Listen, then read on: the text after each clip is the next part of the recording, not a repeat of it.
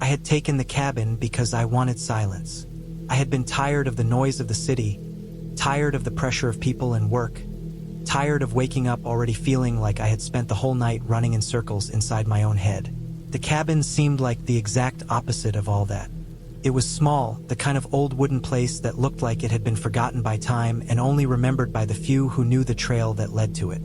It sat near the edge of a valley, surrounded by tall trees that moved slowly in the wind. And for days before I left, I kept telling myself that I needed something quiet and simple, something far from everything. I believed that the more distance I put between myself and the familiar world, the more I might understand what I needed next in life. When I reached the cabin on the first day, it felt peaceful. The wood smelled old and dry, but the floor felt solid under my feet. There was a small bed pushed against one wall, a single table near the window, and a stove that looked older than me. I placed my bag on the floor and stood still for a minute, letting my breathing settle after the hike. The air inside the cabin felt cool and untouched, like no one had been there for a long time. It made me feel like I had stepped into a place that didn't care about anything that happened outside its walls. Everything felt clean and empty, and that emptiness made me feel safe. At least at first. The trail leading to the cabin wasn't well marked, and I had already known that no one really used it anymore. The owner of the cabin had said it was isolated, abandoned for years until he bought it, and that most people didn't even know it still existed. I had liked the idea of that, being somewhere so forgotten that even time seemed to move slower there. I unpacked my things slowly, placing my clothes in a small wooden closet near the foot of the bed. The sunlight coming through the window had a soft yellow tone, the kind that made dust float gently in the beams, and for a moment I stood there and watched how calm everything seemed. The trees outside looked thick and endless, and the only sounds were birds and the faint rustle of branches moving with the wind. I didn't feel uneasy yet. I didn't feel anything except a small relief that I was finally far from everything I had been trying to escape. The first night was quiet. I cooked something simple on the small stove and ate it slowly at the table. The light from the lantern made the inside of the cabin feel warmer than it actually was. And after I ate, I sat on the bed and listened to the wind outside. It grew colder as the night went on, and I lay there in the dark, feeling the silence settle in deeper. It was the kind of silence that felt heavy, as if it had a weight to it that pressed against your chest. But I had expected that, and I let myself fall asleep without thinking too much about it. I woke up the next morning to a strange feeling, not from a sound or movement, but something different, something quiet but uneasy.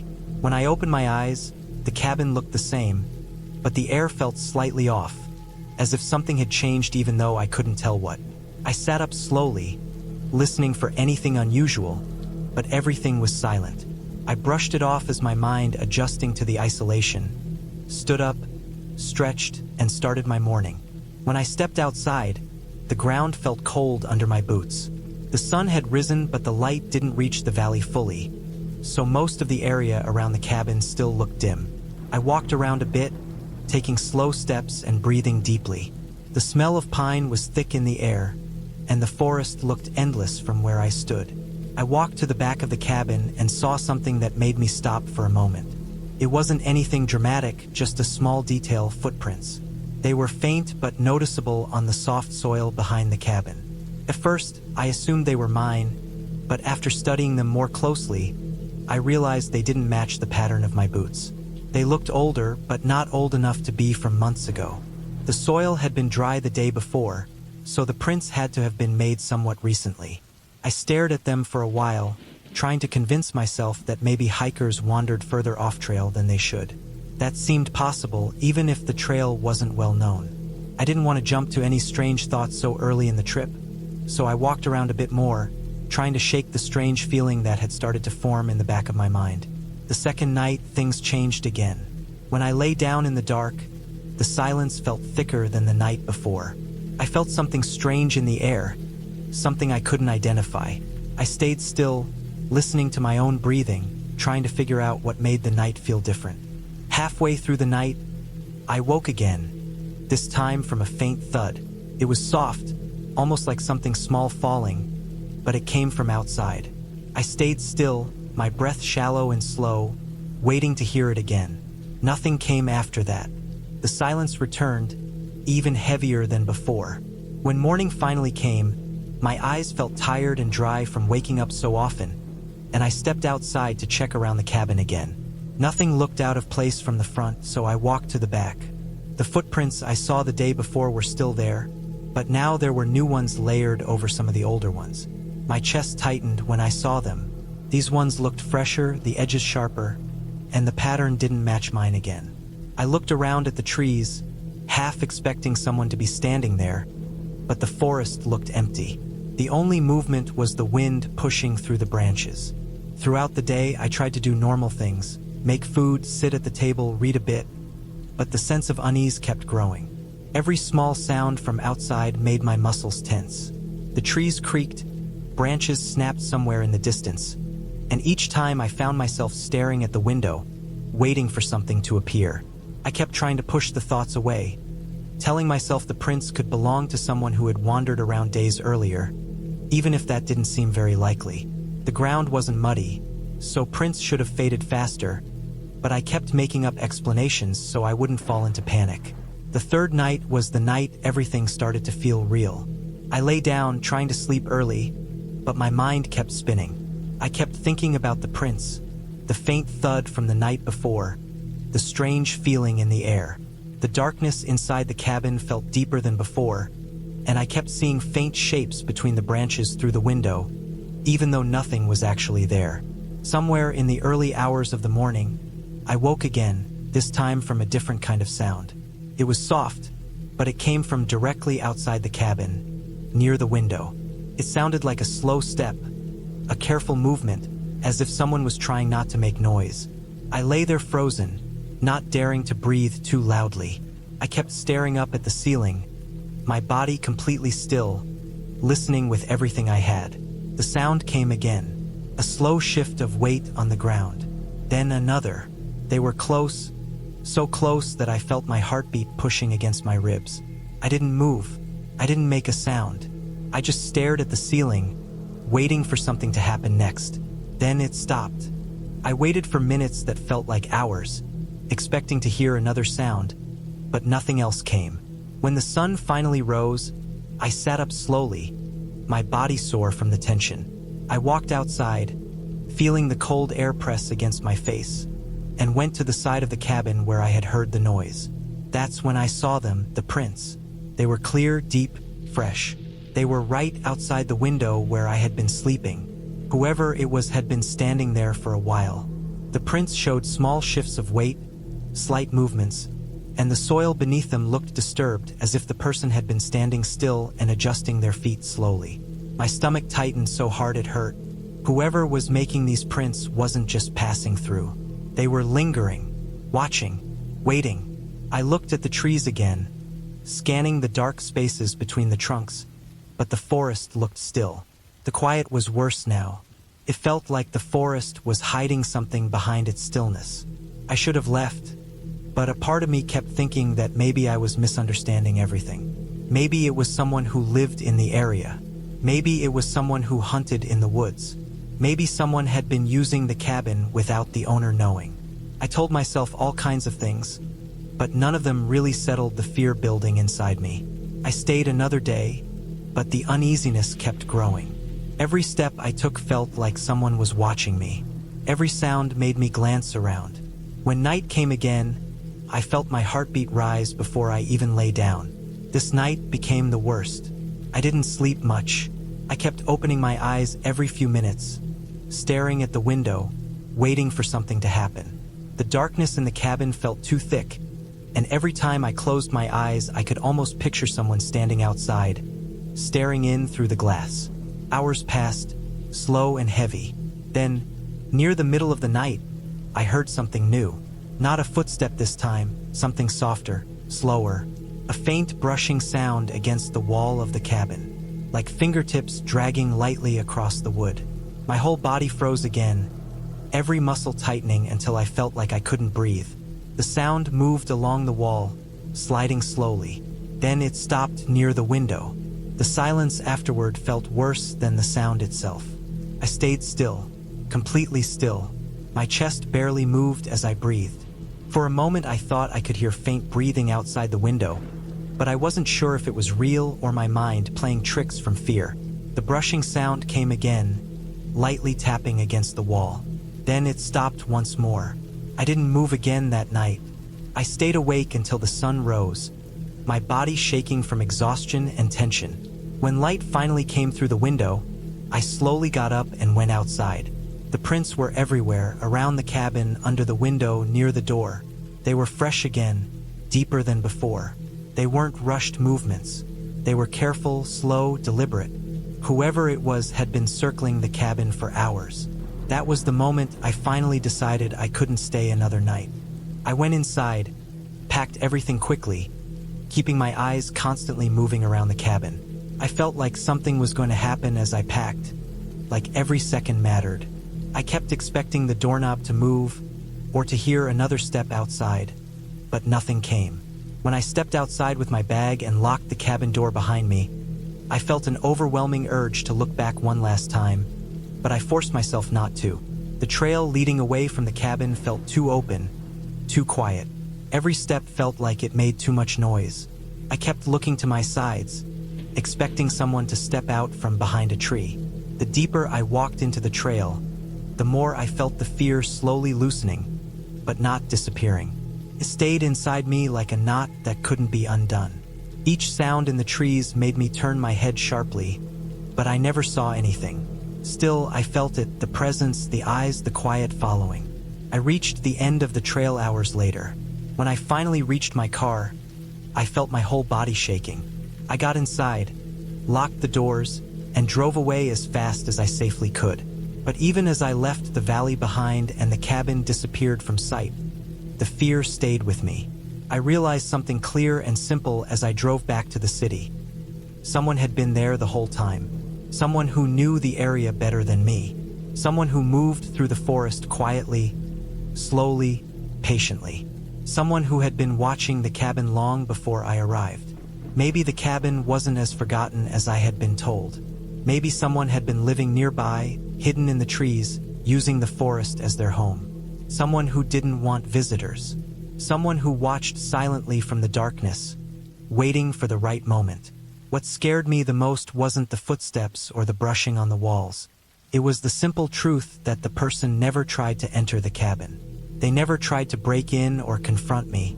They just stood there, watching, studying me, learning my movements, my habits, my sleep. It made me understand something that stayed with me long after I returned home. The forest wasn't empty. The silence wasn't harmless. And the cabin wasn't mine, not really. Someone else had claimed that place long before I ever stepped foot inside it. And they had been willing to wait in the dark, inches from the thin wooden walls, making sure I felt it without fully seeing it. In the end, the cabin wasn't the scary part. The scary part was realizing how close someone had been to me every night, without making themselves fully known. How long they had been watching. How quiet and patient they had been. How easy it had been for them to stand just outside my window, unseen in the dark, while I slept only a few feet away. And the scariest part of all was knowing that if I had stayed one more night, I might have found out what they were truly waiting for.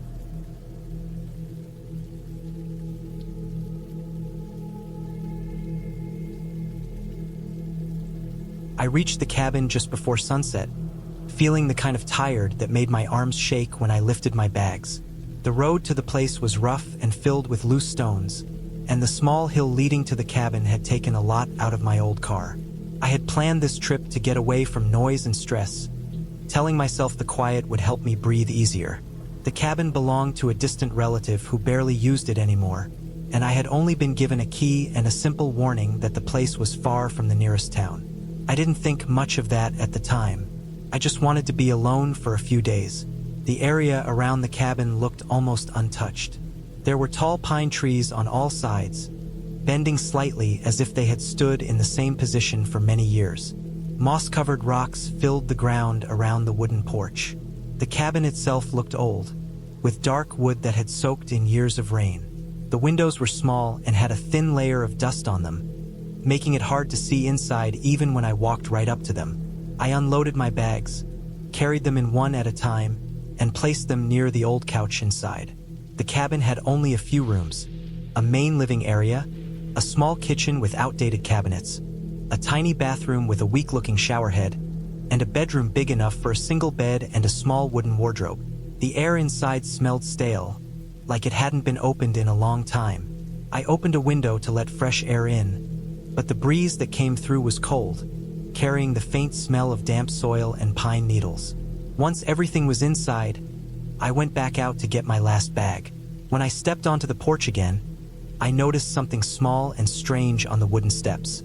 There was a fresh boot print, deep in the dirt. It didn't belong to me. The tread looked wider, heavier, like someone with large boots had walked up or down the steps not long before I arrived. For a moment, I stared at it, trying to think if maybe I had stepped there and not realized it. But my shoes had a different pattern. Mine left thin lines, not thick squares like the print on the step. I told myself it was old, maybe from the last person who visited, and tried not to let my mind wander too far. I picked up my bag, went inside, and shut the door. The wind made the trees outside creak as if they were leaning against each other.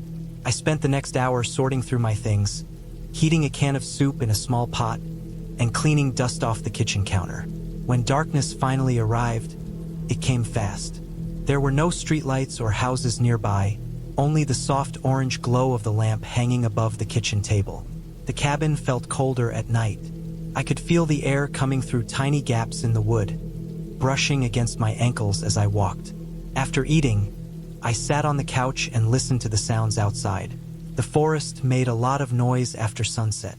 Twigs snapped, leaves shifted, and every movement outside seemed louder because of how quiet it was inside. When the wind blew harder, it made the old wood of the cabin groan. I tried to ignore it, telling myself that old cabins made noise all the time. But even then, something about the atmosphere felt strange, like the air was heavier than it should have been. Around midnight, when I finally decided to go to bed, I stepped outside one last time to breathe a little. The sky was completely black except for a narrow strip of stars above the treetops. The cold air made my skin tense. I planned to go back inside right away, but when I turned to the door, I felt something behind me, like a shift in the air. Not a sound, not movement, just a presence. I turned around slowly, scanning the tree line. Nothing moved. Everything was still. But I couldn't shake the feeling that someone had been watching me. I locked the door after going back inside. The lock was small, just a simple old latch, and I wasn't sure how strong it really was. I tested it twice before going to the bedroom. I crawled into the bed and pulled the thin blankets over me, listening to the cabin settle. The mattress springs made a faint metallic sound each time I shifted. For the first hour, I couldn't fall asleep. My mind wouldn't stop thinking about the boot print outside. The more I thought about it, the more it bothered me. It had looked fresh, and the edges of the print were sharp. That meant it couldn't have been very old, not with the soft uphill breeze that usually moved loose dirt around. I kept telling myself I was overthinking, that maybe it was mine after all, but the thought refused to leave me alone. I forced my eyes shut and focused on the slow rhythm of my breathing. At some point, sleep came, but it did not stay long. I woke up suddenly in the early hours of the morning. The cabin was quiet, too quiet, the kind of silence that felt heavy, like the air itself was holding its breath. I lay still in the bed, listening. At first, I thought I had woken up because of a dream or a normal noise, but then I heard it again, a faint scraping sound near the kitchen. It was soft, careful, as if something or someone was moving very slowly. The sound repeated, dragging lightly, then stopping. I felt the hair on the back of my neck rise. I stayed frozen, trying not to make the mattress shift. The sound continued, barely audible, but I could tell it wasn't something casual like a mouse. It was too controlled, spaced out, and deliberate. Then the sound stopped completely, and for a long moment, there was nothing but silence. I didn't dare move. I stared at the dark ceiling and tried to decide whether I had imagined the noise. After several minutes passed without anything else happening, I slowly sat up. The floor felt cold under my feet. I moved quietly to avoid making the wood creak. I walked toward the door of the bedroom, leaned close, and listened. Nothing. Still, I could not shake the feeling of being watched again. I stepped back, grabbed a heavy flashlight from my bag and held it in my hand. The weight of it gave me some comfort, but not much. I pushed the bedroom door open slowly, and the faint light from the moon seeped through the small kitchen window, giving the room a pale glow. I walked into the living room and scanned the floor, the windows, the kitchen counters. Everything looked the same as before. I checked the front door. The latch was still in place. After another minute of standing there in silence, I convinced myself that the noise had been something weak or harmless, like wood settling or a small animal brushing against the cabin wall. Still uneasy, I checked each window in the cabin. They were all locked, though the lock mechanisms looked old and fragile. I stayed awake for the rest of the night. I sat in a wooden chair at the kitchen table, holding the flashlight in my hand, listening to every small sound. My heart jumped at the slightest creak, but nothing else happened. When morning finally came, I felt the tension in my shoulders loosen a little. Sunlight seeped through the trees outside, turning the mist that floated low across the ground into a soft gray layer. I stepped outside to clear my head. The cold morning air hit me instantly. The dirt near the porch still showed the same boot print from before. I crouched down to look at it again, and this time I saw something new that made my stomach drop. There was another boot print behind the first one. It had been made recently. I could tell because the dirt was still moist around the edges, and the print was cleaner than the older one.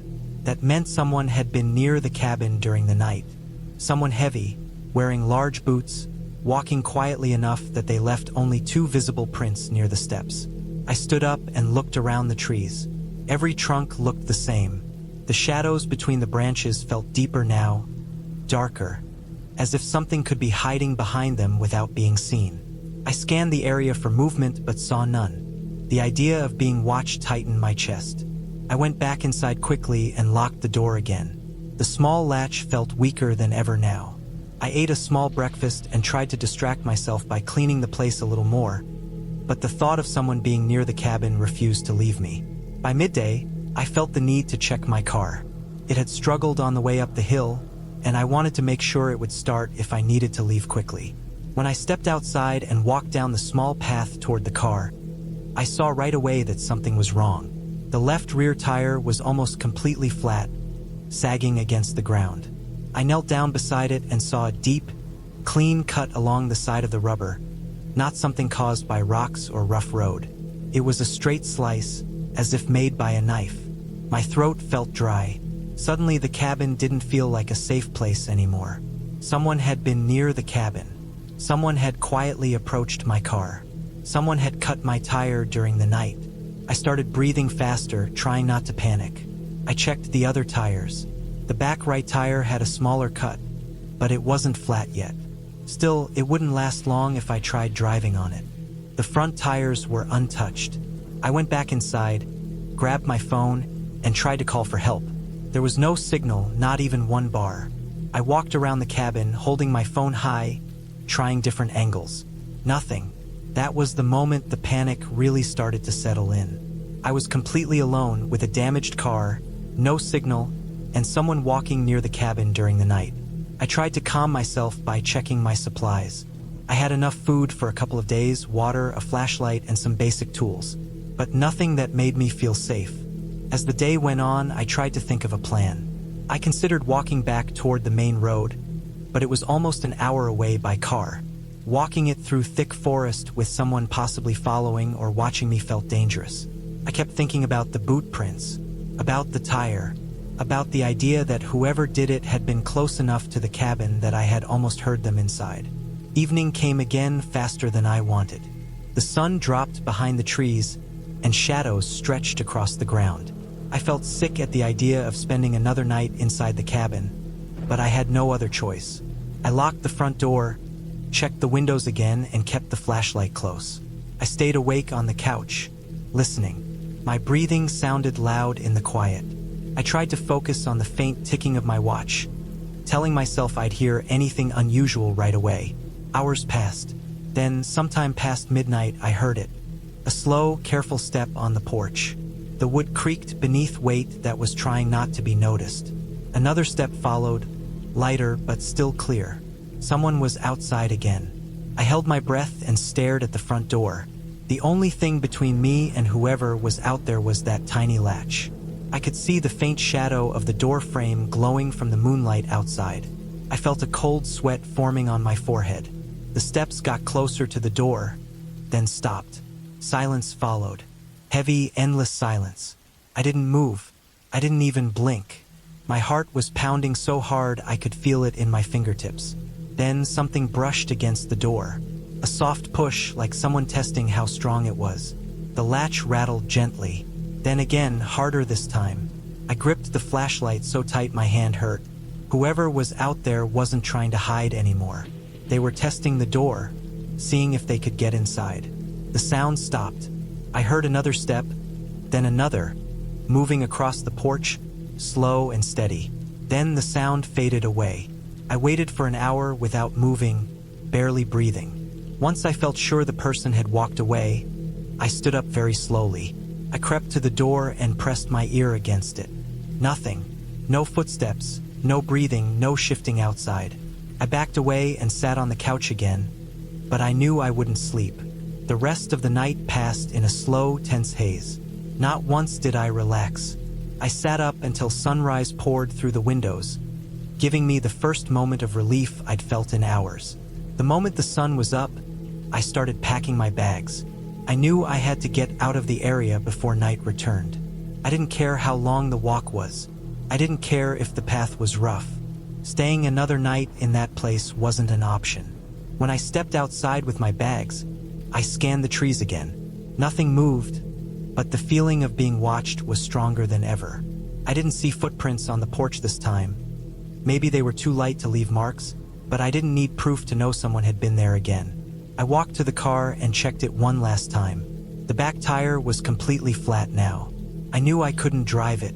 I took one last look at the cabin, then turned toward the long path leading back to the main road. The forest felt different now. The trees looked darker even in daylight. My ears were tuned to every sound. The rustle of leaves, the snap of small branches, the distant movement of something I couldn't see. I felt exposed the whole time, like eyes were following me from behind every tree trunk. I walked as fast as I could without running. I didn't want to make noise, but I didn't want to slow down either. Every now and then, I looked over my shoulder. Every time, the forest looked empty, but I didn't believe it. After what felt like hours, I finally heard something familiar, the faint hum of distant traffic. It was weak, but it was real. I pushed myself harder, almost stumbling over rocks and roots. The trees slowly thinned out, and finally, I saw the long stretch of cracked asphalt that connected the area to the main road. When I reached it, I dropped my bags and took a long breath. It felt like the first full breath I'd taken since the night before. I kept looking back at the forest, expecting someone to walk out of it. No one did. I walked along the road until a passing truck finally slowed to a stop and picked me up. The driver looked confused when he saw how exhausted and shaken I was. But since I gave no explanation, he didn't ask. I never went back to the cabin. I didn't check on the car. I didn't try to find out who had walked around the place or why they had done it. I didn't want answers. Some things felt better left behind in the woods. The only thing I know for sure is that I wasn't alone out there, and whoever was near that cabin moved with intention. They watched, they approached, they tested the door, and if I had stayed one more night, if the latch had given out or if I had fallen asleep, they would have come inside. Leaving was the only reason I'm able to tell the story at all, and that was enough of an ending for me, clear as daylight. I survived because I left before the person hiding in those woods decided they didn't want me to leave.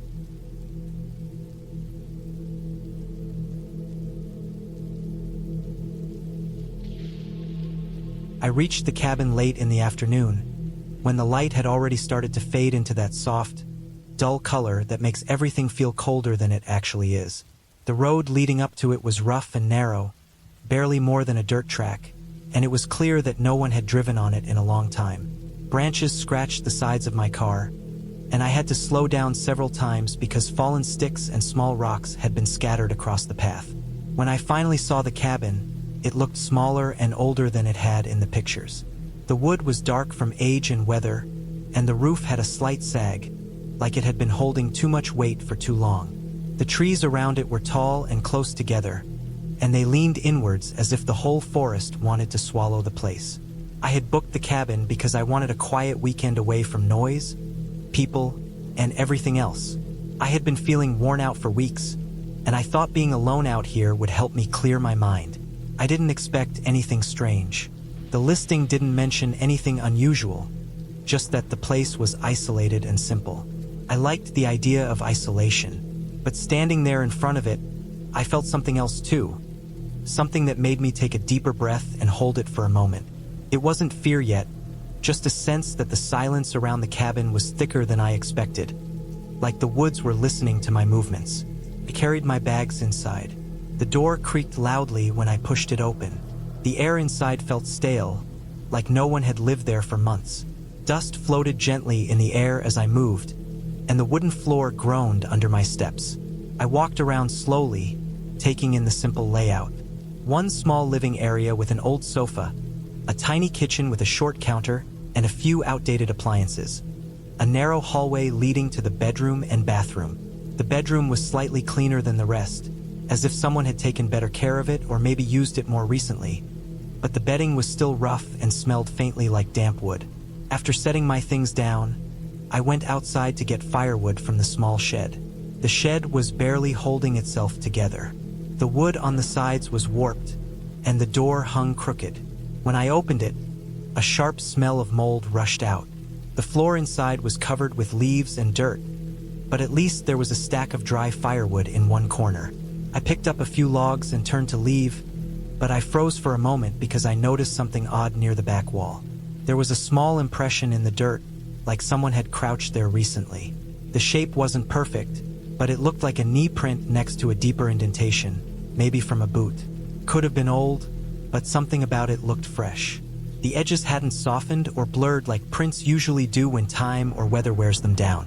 I stared at it longer than I meant to. My mind tried to explain it away. Maybe an animal had made it, or maybe the wood above had dripped and carved out the shape, but none of the explanations felt right. I pulled myself out of it, grabbed the wood, and walked back to the cabin. I tried to shrug off the feeling that someone had been in that shed not too long ago. Inside, I lit a fire in the old metal stove. The warmth spread slowly, filling the small cabin in uneven waves. The crackling sound made the silence less heavy. For a while, I started to relax. I unpacked my clothes, put a few things on the small table, and took a slow walk around the property before the light fully disappeared. The ground was soft from the moisture in the air, and every step I took left a clear mark. I noticed more prints too, but they were older, maybe from animals. The trees stretched tall and quiet around me, and the forest looked endless, like it went on without ever breaking. When I got back inside, night came faster than I expected. It felt like the darkness pressed itself right up against the windows. The cabin had only one small lamp, and it cast a dim yellow glow. Shadows clung to the corners of the room. The fire made soft clicking sounds as it shifted. I sat down for a while, ate a simple meal, and tried to rest, but something about the quiet outside kept pulling at me. It wasn't peaceful quiet. It was too still, too perfect, like everything in the forest had stopped moving at the same time. It was close to midnight when I decided to go to the bathroom to wash up. The floor felt colder under my feet. The hallway was narrow, and the single bulb overhead flickered faintly when I turned it on. I stood at the bathroom sink and splashed water on my face. The water was freezing, and the pipes made a loud metal clank when the flow started. As I dried my hands, I noticed the small bathroom window. It had no curtain, just plain glass. When I glanced at it, all I saw at first was my own reflection in the dim light. But as my eyes adjusted to the darkness outside, I realized I couldn't actually see anything beyond the glass. It felt like the darkness wasn't natural. It wasn't just the night sky. It was like something heavy had settled right outside the window, blocking everything. I turned off the water and stepped back into the hallway. The cabin felt colder again. I checked the fire, added more wood, and sat on the edge of the sofa, trying to distract myself by scrolling through my phone, even though there was no signal. The battery icon told me I had only a little more than half left. I put the phone down after a minute because staring at the blank signal bar made me feel more isolated. I lay down on the bed, pulling the thin blanket over me. The mattress was hard, and the springs underneath had a dull squeak every time I shifted my weight. The wind outside picked up slightly, brushing against the walls of the cabin in slow waves. I closed my eyes, trying to calm my breathing. It didn't take long before I heard the first sound. It came from outside, near the backside of the cabin. A soft but clear crunch of leaves, followed by a second crunch a few seconds later. I opened my eyes and stared at the dark ceiling. I waited, hoping it was nothing, just a branch dropping, or maybe a small animal. The woods were full of life. It was normal to hear things like that. But a third sound followed, and this one didn't match anything small. It was heavier, slow, steady, like the sound of someone placing their foot carefully, trying not to be heard but still making contact with the ground. My mouth felt dry. I stayed still, listening hard. The wind had quieted again, leaving nothing but the faint ticking of the metal stove and the far-off creak of the old roof. Then another step came, closer this time, just beyond the window behind the head of the bed. It was unmistakably deliberate. The weight of it matched a human step, not an animal. The cabin walls amplified the sound in a way that made it echo faintly in my chest. I forced myself not to sit up suddenly. I turned my head slowly and looked at the window. The curtains were thin, and the faint light from the fire made their edges glow softly. I watched carefully, expecting to see a shadow or some movement through the fabric, but there was nothing, just the still curtain hanging straight down. I stayed frozen for what felt like minutes. The steps had stopped. I couldn't hear anything outside anymore. That almost made it worse. If it had continued, at least I would know where it was going. But the silence made every second heavier. I slowly swung my legs off the bed and stood up. The floor groaned under my weight. I moved one step at a time toward the living area, keeping my breathing shallow. I checked the door. It was locked. The small metal latch was still in place. I checked the windows, moving quietly. Everything was shut, but I couldn't shake the feeling that someone was still out there, watching the cabin from the darkness. The fire had burned lower, so I added more wood. My hands were shaking slightly, and I tried to steady them as I placed the logs inside. The warmth returned slowly, spreading through the room again. I sat down on the sofa and stared at the door for a long time. I told myself it had to be an animal, maybe a deer. Deer stepped loudly. It made sense, but the slow, careful pace of the steps kept replaying in my mind. I had spent enough time outdoors to know how animals moved, and nothing about the sound matched one. I stayed awake for hours just listening. My eyes felt heavy, but fear kept me alert. At some point, the fire dimmed again, and the cabin sank into deeper darkness. The glow from the stove was faint and weak, barely lighting the closest parts of the floor. I leaned forward, rubbing my hands together, trying to stay calm. Then I heard another noise. This one wasn't outside. Came from the shed. A sudden dry snap, like a piece of wood being stepped on. I felt a cold rush sweep across my back. The shed wasn't far from the cabin. The walls were thin. If someone was in there, they were only a few steps away from the front door. I pictured the impression I saw earlier, the shape in the dirt. I had ignored it, but now it came back to me with painful clarity. It didn't look old. It didn't look weathered. It looked like someone had been crouched in there recently. I moved closer to the door, not to open it but to listen. I pressed my ear gently against the wood. Outside, the wind moved the branches again, but beneath that sound, I heard another faint shifting noise, something brushing lightly against the shed wall. I stepped back. The fear began building in layers now, slow but steady, stacking itself deeper with each passing moment. I walked to the kitchen and checked the drawers.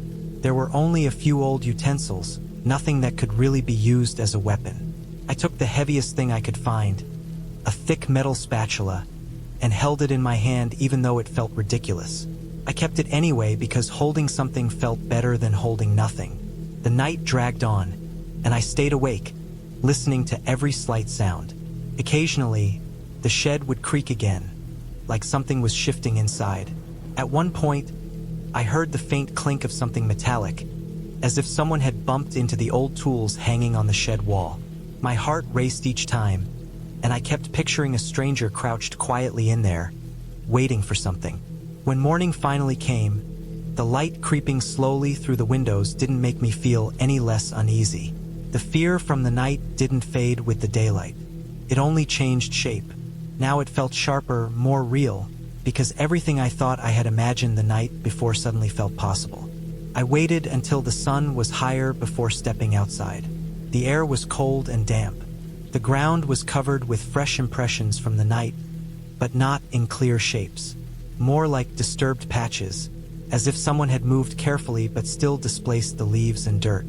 My eyes were drawn immediately to the shed. The door was slightly more open than before. I knew I hadn't left it like that. I was sure. I approached slowly, my pulse pounding through my neck.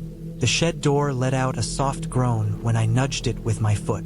The inside was dim, the air colder than outside. The dirt patch where I had seen the knee-shaped impression was disturbed now. The mark wasn't alone anymore. Several footprints, some shallow, some deeper, were around it. Someone had been standing there. Someone had moved around inside the shed while I was in the cabin during the night. And near the back wall, hidden partially behind a piece of old plywood, I found something that forced a knot in my throat. It was a torn piece of a dark jacket. Clean rip. The fabric still looked new, not weathered by time or moisture. Someone had snagged themselves on something inside the shed. Someone who was still around. I backed out slowly, scanning the tree line. The woods looked still, but the silence didn't feel empty. It felt like someone was holding their breath just out of sight. I returned to the cabin and locked the door again. I tried to think clearly. I knew I couldn't stay another night, but the closest town was far away. The road leading here wasn't easy to drive in daylight, and I wasn't sure how safe it was to leave now, knowing someone was possibly watching. Moving too fast might draw attention. Staying too long might bring them closer. Hours passed slowly. I spent the whole day listening, watching the windows, trying not to make too much noise. Around noon, I heard movement again. Came from deeper in the woods. Slow and distant at first, but steady. Someone walking. Not rushing, not running. Just moving with purpose. It didn't come closer, but it didn't fade either. It circled like whoever it was wanted to stay within listening distance. I stayed inside, waiting for a moment when the movement stopped. When it finally went quiet around mid-afternoon, I felt a small window of opportunity open. I grabbed my things and packed quickly. The fear made me fumble several times, dropping items, handling them with shaking hands. I checked outside again. Nothing moved. The woods looked empty. I opened the cabin door slowly, stepping onto the porch with cautious movements. I didn't lock the door behind me. There was no point. I walked to my car, scanning every direction, expecting someone to step out from behind a tree at any moment. The cold air felt sharper now, hitting my face like pins as I approached the vehicle. I reached for the door handle, and right before I pulled it open, I caught something in the corner of my eye, a figure standing far back between two trees. Just a silhouette, still, facing the cabin, facing me. My whole body tightened. I couldn't make out details, just the dark shape of someone tall, motionless, watching. The distance blurred their features, but the stillness of their posture was unmistakable. They weren't hiking, they weren't exploring, they were waiting. I didn't let myself hesitate. I got in the car, locked the doors immediately, and turned the key with trembling hands.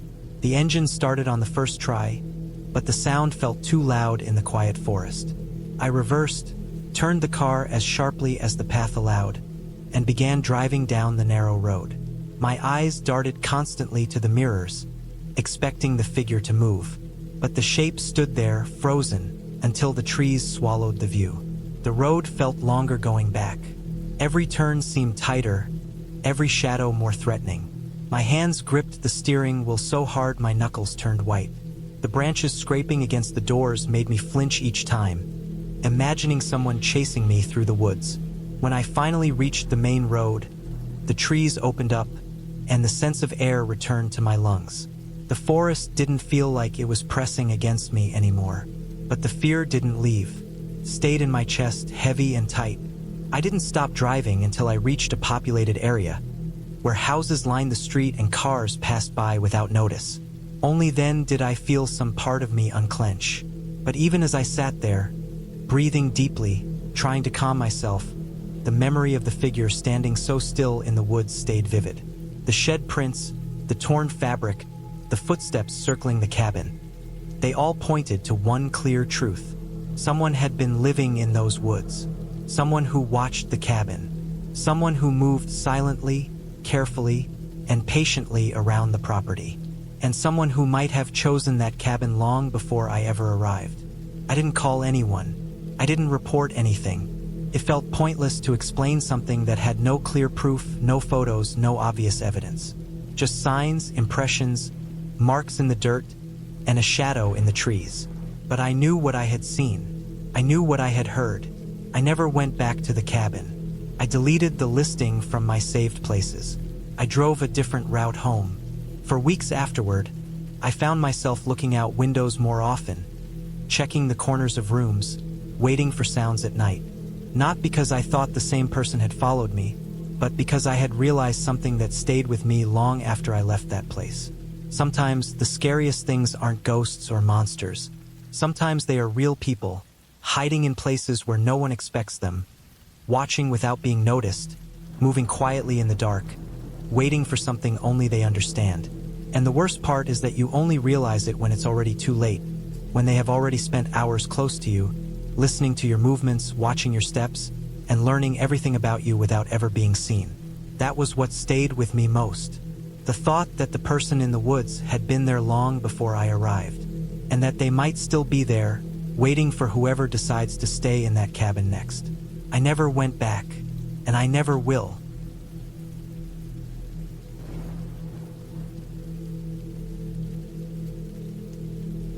I reached the cabin late in the afternoon, much later than I wanted, with the kind of tiredness that sits deep in the body and makes everything feel heavier than it should. The air was cold enough that every breath felt sharp, but not cold enough to see it clearly. The narrowing dirt road wound between tall pine trees that blocked most of the sky, and the last sunlight slipped between the trunks in thin orange lines. The place already felt isolated in a way that pressed against the back of my neck, even though I had not stepped out of the vehicle yet. I parked the car behind the cabin and sat there for a few minutes, letting my eyes adjust to the dim light while the engine ticked from heat. The forest felt too quiet for that hour. No wind, no birds, just the steady sound of the engine cooling down. It made me uneasy, but I tried to ignore it. I told myself it was just because I had been driving for hours and my head was too full of road noise. When I stepped out, the ground under my boots was soft with layers of old pine needles and patches of hardened dirt. The smell of sap hung in the air. The cabin looked the same as last year. Small, dark wooden walls, tin roof, one window in front, one on the side, and a short porch with a railing that leaned slightly inward. The place never looked pretty, but it had always felt safe enough for a short stay, and I mostly used it to get away from noise and people. I unlocked the door, pushed it open, and felt the cold air inside hit my face. It was a staler smell than I remembered. More dust, more wood, and something else I couldn't place right away, like damp fabric or old sweat. I stood still for a second and tried to figure it out, but the smell wasn't strong enough to say anything for sure.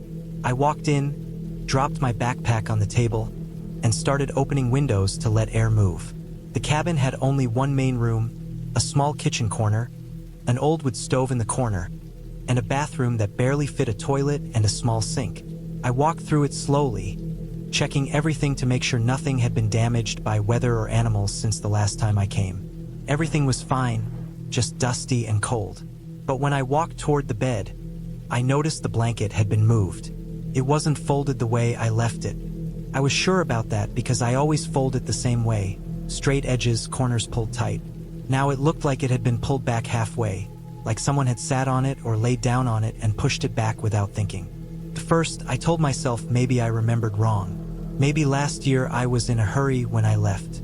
Maybe the blanket slipped. I looked around for more signs of someone being inside, but there was nothing obvious. No footprints on the dusty floor, no items missing, no open drawers. After a few minutes of checking every inch of the cabin, I tried to calm myself by thinking the blanket might have shifted because of mice, or maybe it was the weight of something falling on it. But deep down something felt wrong. It was the kind of wrong that sits low in the stomach and doesn't go away even when you try to ignore it. I unpacked slowly, trying to stay focused on each small task. I put my food near the counter, placed my clothes in the small wooden cabinet, and stacked the firewood I brought near the stove. Every sound I made echoed slightly because the place was so quiet. I kept glancing at the bed without meaning to. Every time my eyes landed on it, I felt the same weight in my chest. When darkness came, it came fast, the way it always does in deep forests. The room dimmed slowly, and I lit a lantern on the table because there was no electricity. The small flame filled the cabin with warm light but also made the corners look darker. Shadows moved with every flicker. I kept telling myself everything was fine. I forced myself to eat, forced myself to sit on the chair, forced myself to look at a small notebook I brought. But the discomfort stayed. I went outside once to get more firewood. The night felt heavier than usual. The air smelled colder, and the trees stood like tall black pillars all around the small clearing. The silence was thick again, too thick, like something was holding back the usual noises of the forest. No rustling, no small animals, not even wind in the branches. When I went back inside and locked the door, I checked the windows twice. I turned the lantern wick up a little higher. I tried to tell myself the silence was normal for early winter. Hours passed slowly. I laid in bed fully clothed, staring at the ceiling with the lantern still burning because I didn't want to turn it off. The room stayed cold, even with the stove burning low. At some point, maybe after an hour or two, I heard something from outside. It was faint, just a soft crack of branches under weight. Not fast like a running animal. Slow, deliberate. The sound of a footstep, then another, then it stopped. I held my breath and listened harder. The sound didn't come again, but my body stayed tense. I felt my back stiffen against the mattress. My eyes stayed wide open in the dim light. I waited a long time, maybe 10 minutes, maybe more, before the forest went quiet again. I told myself it must have been an animal, a deer or a coyote, something moving slowly through the trees. But the steps had a rhythm to them, steady weight, not the lighter, quick patterns animals usually make. I didn't sleep much that night. Every time I started to drift off, my own heartbeat woke me up again. When morning came, the light through the window felt thin and gray. I got out of bed slowly, my legs stiff, and checked outside. Nothing looked disturbed around the cabin. No fresh tracks on the ground, but the soil was firm enough that tracks didn't always show clearly. I walked around the cabin anyway, eyes scanning every inch of the clearing. Everything looked normal. The same scattered pine cones, the same patches of dirt. Nothing broken or moved. Still, the feeling didn't fade. I made breakfast, ate quietly, drank water, and tried to plan out my day. I told myself I would go for a short walk into the woods, gather some dry wood from deeper inside, and just try to loosen the tension in my body. Staying inside the cabin felt worse than stepping outside. I packed a small bag with water, a lighter, and a few other things. I walked into the forest behind the cabin, moving slowly between the trees. The ground felt uneven under my boots, and the deeper I went, the darker it got because the branches overhead blocked most of the daylight. After walking for about 20 minutes, I found something that made my chest tighten again.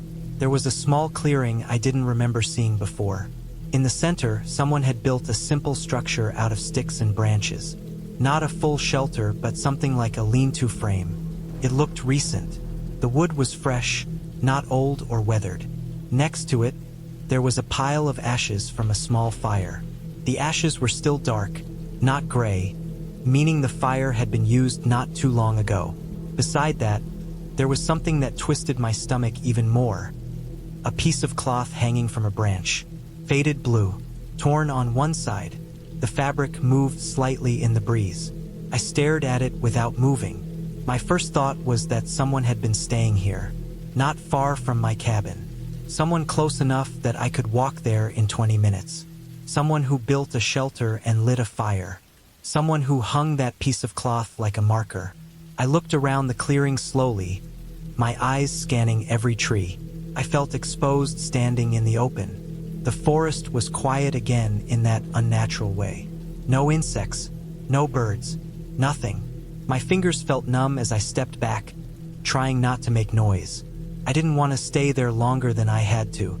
I didn't want to imagine who had been using that place.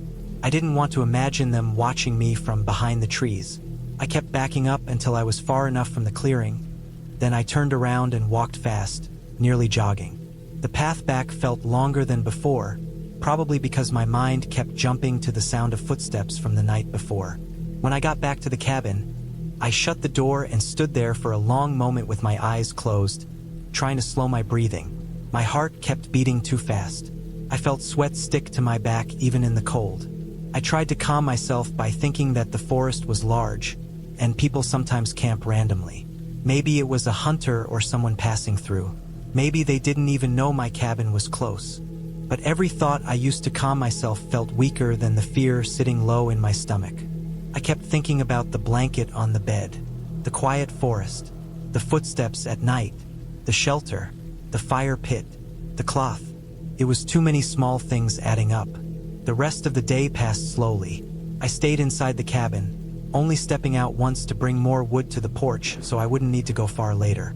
Every time I moved outside, my eyes scanned the tree line. I never saw anyone, but it felt like the forest was watching. As the sun went down, the fear got worse again. Nights always made things heavier. I made sure the door was locked, even though the lock was just a small metal latch. I pushed the table against it for extra security. I checked the windows twice. I kept the lantern lit again. Hours passed. At some point late in the night, when everything was quiet except the faint sound of the stove crackling, I heard something again. Not footsteps, not branches breaking, breathing. Faint, slow breathing coming from outside one of the windows. Not right up against the glass, but close enough that I could hear it clearly. A slow inhale, a slow exhale. My throat tightened so much I couldn't swallow at first. I didn't move. I didn't even breathe for a second. The sound didn't match an animal. It was too steady, too controlled, too human. I stayed still for minutes, listening to it. Stayed there for a long time, slowly breathing, as if the person stood facing the cabin wall, watching through the cracks or listening. I didn't move until the breathing finally faded and the silence returned. I didn't sleep that night either. In the morning, I went outside to look at the area under the window, even though part of me didn't want to know what I would find. The ground was hard, so tracks were faint, but I could see a small patch where the pressure looked different, like someone had stood there for a long time. Seeing that made everything settle deeper inside me. This wasn't imagination. Someone had been near the cabin, close enough to touch the wall. I packed my things quickly that morning. I tried to move fast but also quiet because my nerves were so sensitive that even the sound of my backpack zipper made me flinch. I kept glancing at the windows, kept looking at the tree line.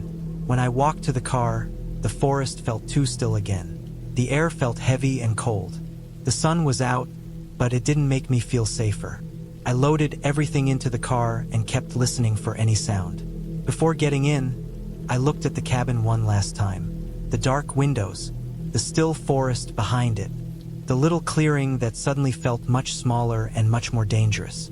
I told myself I was just being cautious, that leaving early was the smart thing, that I could come back another time when I felt better. But as soon as I closed the driver's door and locked it, I saw something in the trees on the right side of the clearing. It wasn't a person standing fully visible. It wasn't a face. It wasn't movement. It was the faint shape of something, like someone leaning behind a tree, just far enough back that only part of a shoulder and the edge of a head caught the sunlight. Still, not moving, watching. I stared for a long moment, my chest tightening so hard my arms felt numb. The shape didn't move. It didn't step forward. It didn't try to hide either. It just stayed there. I turned the key with shaking hands. The engine started, and I backed out slowly, keeping my eyes on that spot until the trees shifted and the shape disappeared from sight. I didn't breathe normally again until I was miles down the road. I didn't stop the car until I reached the main paved road, far away from the forest. Only then did the tension in my chest loosen enough to take deeper breaths. When I reached town, I called the local authorities and reported everything. I told them about the footsteps, the breathing, the blanket moved, the shelter in the woods, and the figure I saw. They said they would send someone to check, but I could hear in their voice they probably thought it was just a trespasser or a random hiker. But for me, it felt different. It felt like someone had been living in those woods for a long time. Someone who watched the cabin often. Someone who knew how to move quietly. Someone who stood close enough at night to breathe against the wall. In the days afterward, I stayed in town and waited for an update. When they finally contacted me, they said they checked the cabin and the woods but didn't find anyone. They said the shelter looked old. They said the tracks were unclear. They said there was no sign of a threat, but they didn't stay there at night. They didn't hear the breathing. They didn't see the shape in the trees. I didn't go back to the cabin after that. I sold it months later to someone who said they wanted a quiet place to escape city noise. I didn't tell them everything. I only said it wasn't for me anymore. But even now, whenever I think about the cabin, I remember that one moment more than anything else. The shape behind the tree, barely visible, just watching without moving. I think about how close they stood at night. I think about them standing under the window, breathing slowly, listening. And the part that stays with me the most, the part that settles deep in my mind every time I try to forget, is the simple fact that whoever that person was, they didn't chase me. They didn't try to stop me. They only watched me leave. Which means they weren't afraid of losing the cabin. Because maybe it wasn't my cabin to begin with. Maybe I was the one trespassing on their place. And maybe they only stood still that morning because they knew I was leaving. And they preferred it that way.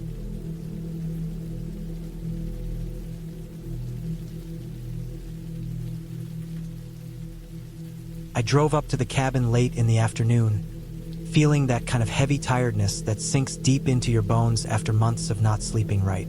I had rented the place because it was cheap, small, isolated, and far from anything that reminded me of work or people. I wanted silence. I wanted space. I wanted to get away from the noise inside my own head, the kind of noise that keeps building until everything feels blurry and out of control.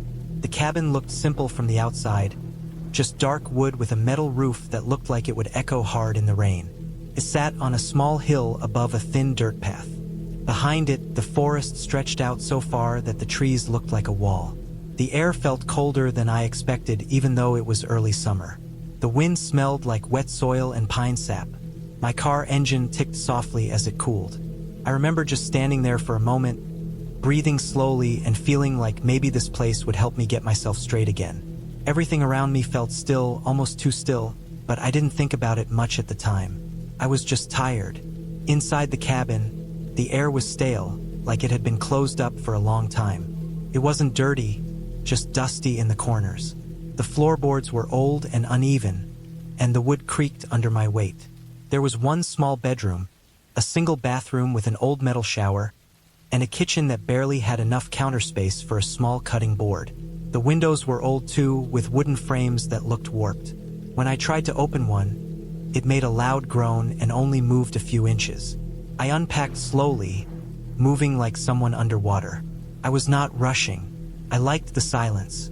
The forest around the cabin had a deep quiet that felt different from the kind you get in suburban areas. This was the kind of quiet where you could hear every little thing, like the wind brushing against the trees or a twig snapping far away. I remember feeling aware of how alone I was, but at the same time, it felt good. When I finished unpacking, I stepped outside again. The sun was lower now, glowing through the trees in long lines. The shadows stretched across the ground like fingers.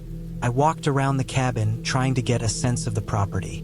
The grass was patchy in some places, overgrown in others.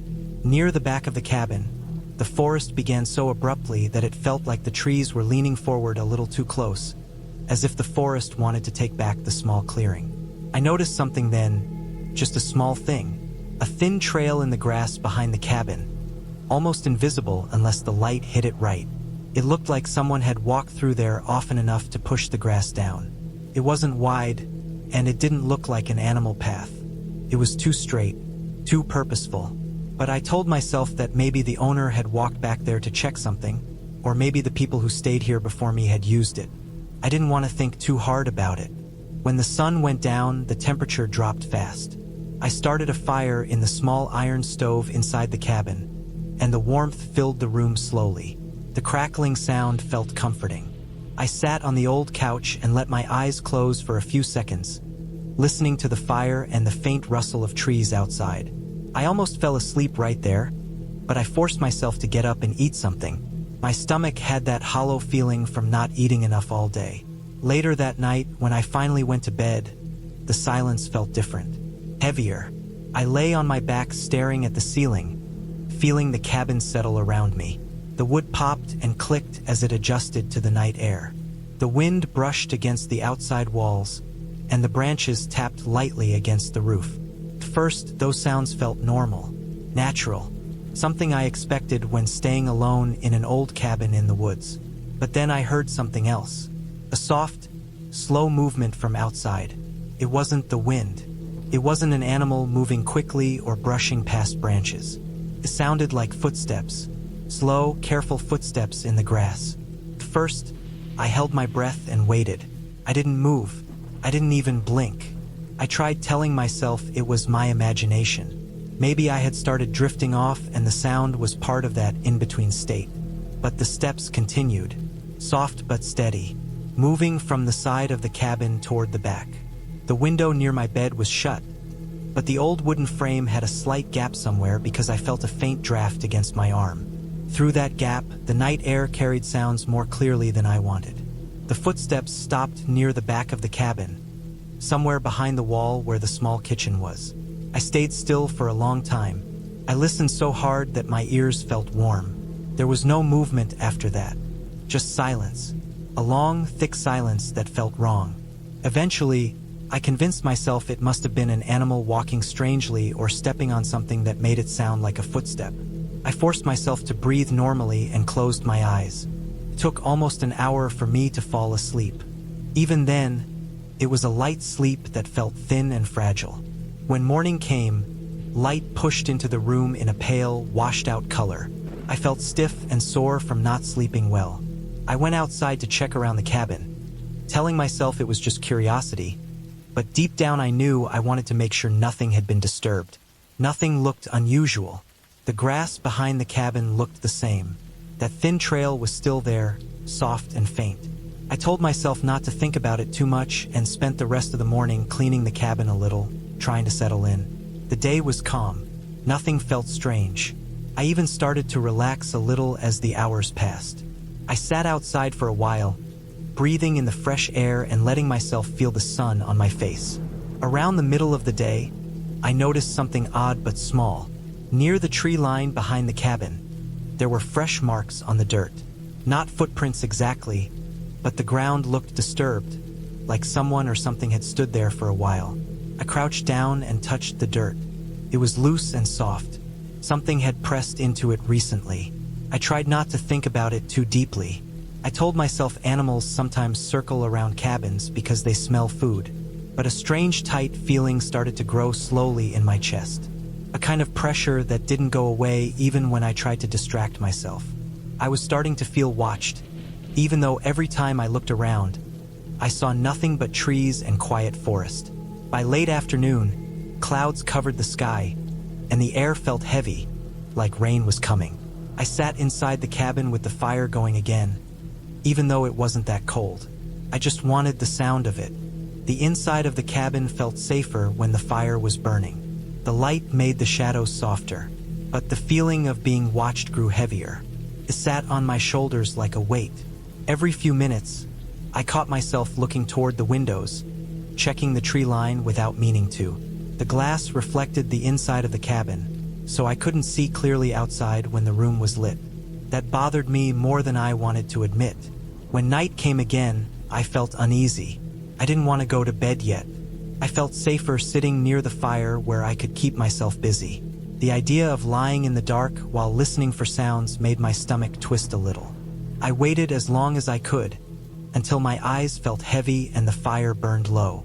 When I finally went to bed, I left one of the small lamps on in the kitchen. I told myself it was just to keep me from bumping into something if I needed to get up, but I knew the real reason. I wanted some kind of light in the cabin. Hours passed before anything happened. I lay there listening to the normal night sounds. The cabin creaked. The wind brushed against the roof. A few branches scratched lightly against the wall. My mind drifted in and out of half-sleep. Then, at some point deep into the night, I woke up suddenly.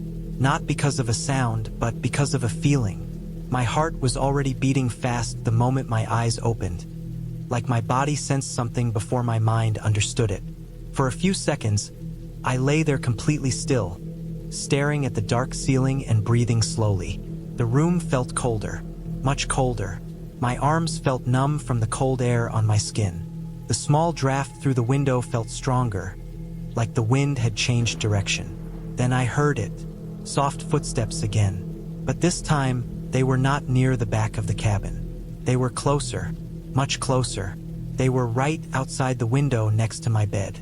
The window was only a few feet from where I lay. I could hear the grass being pressed down slowly under each step.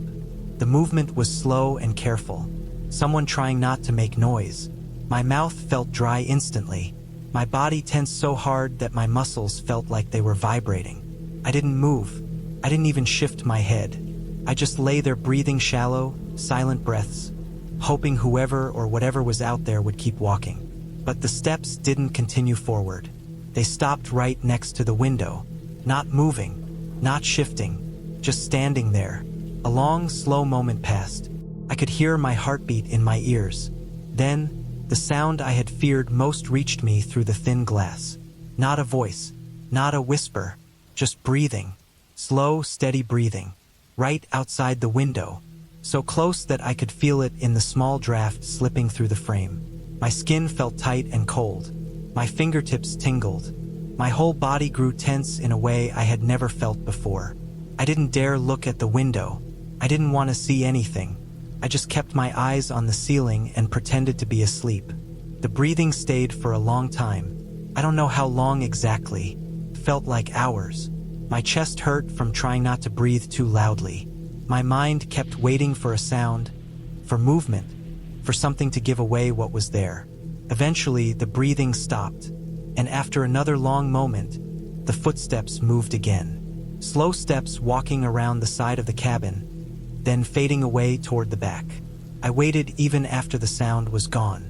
I waited until my muscles were shaking from staying still so long. Only then did I slowly let out a long breath and curl up tighter under the blanket. I didn't sleep again that night. When morning came, I went outside immediately, even though my legs felt weak. The air was crisp and cold. The sunlight looked pale and thin. I walked to the side of the cabin where the footsteps had been. And that's when I found something I could not explain away anymore. There were footprints in the dirt. Human footprints, deep enough to show clear edges.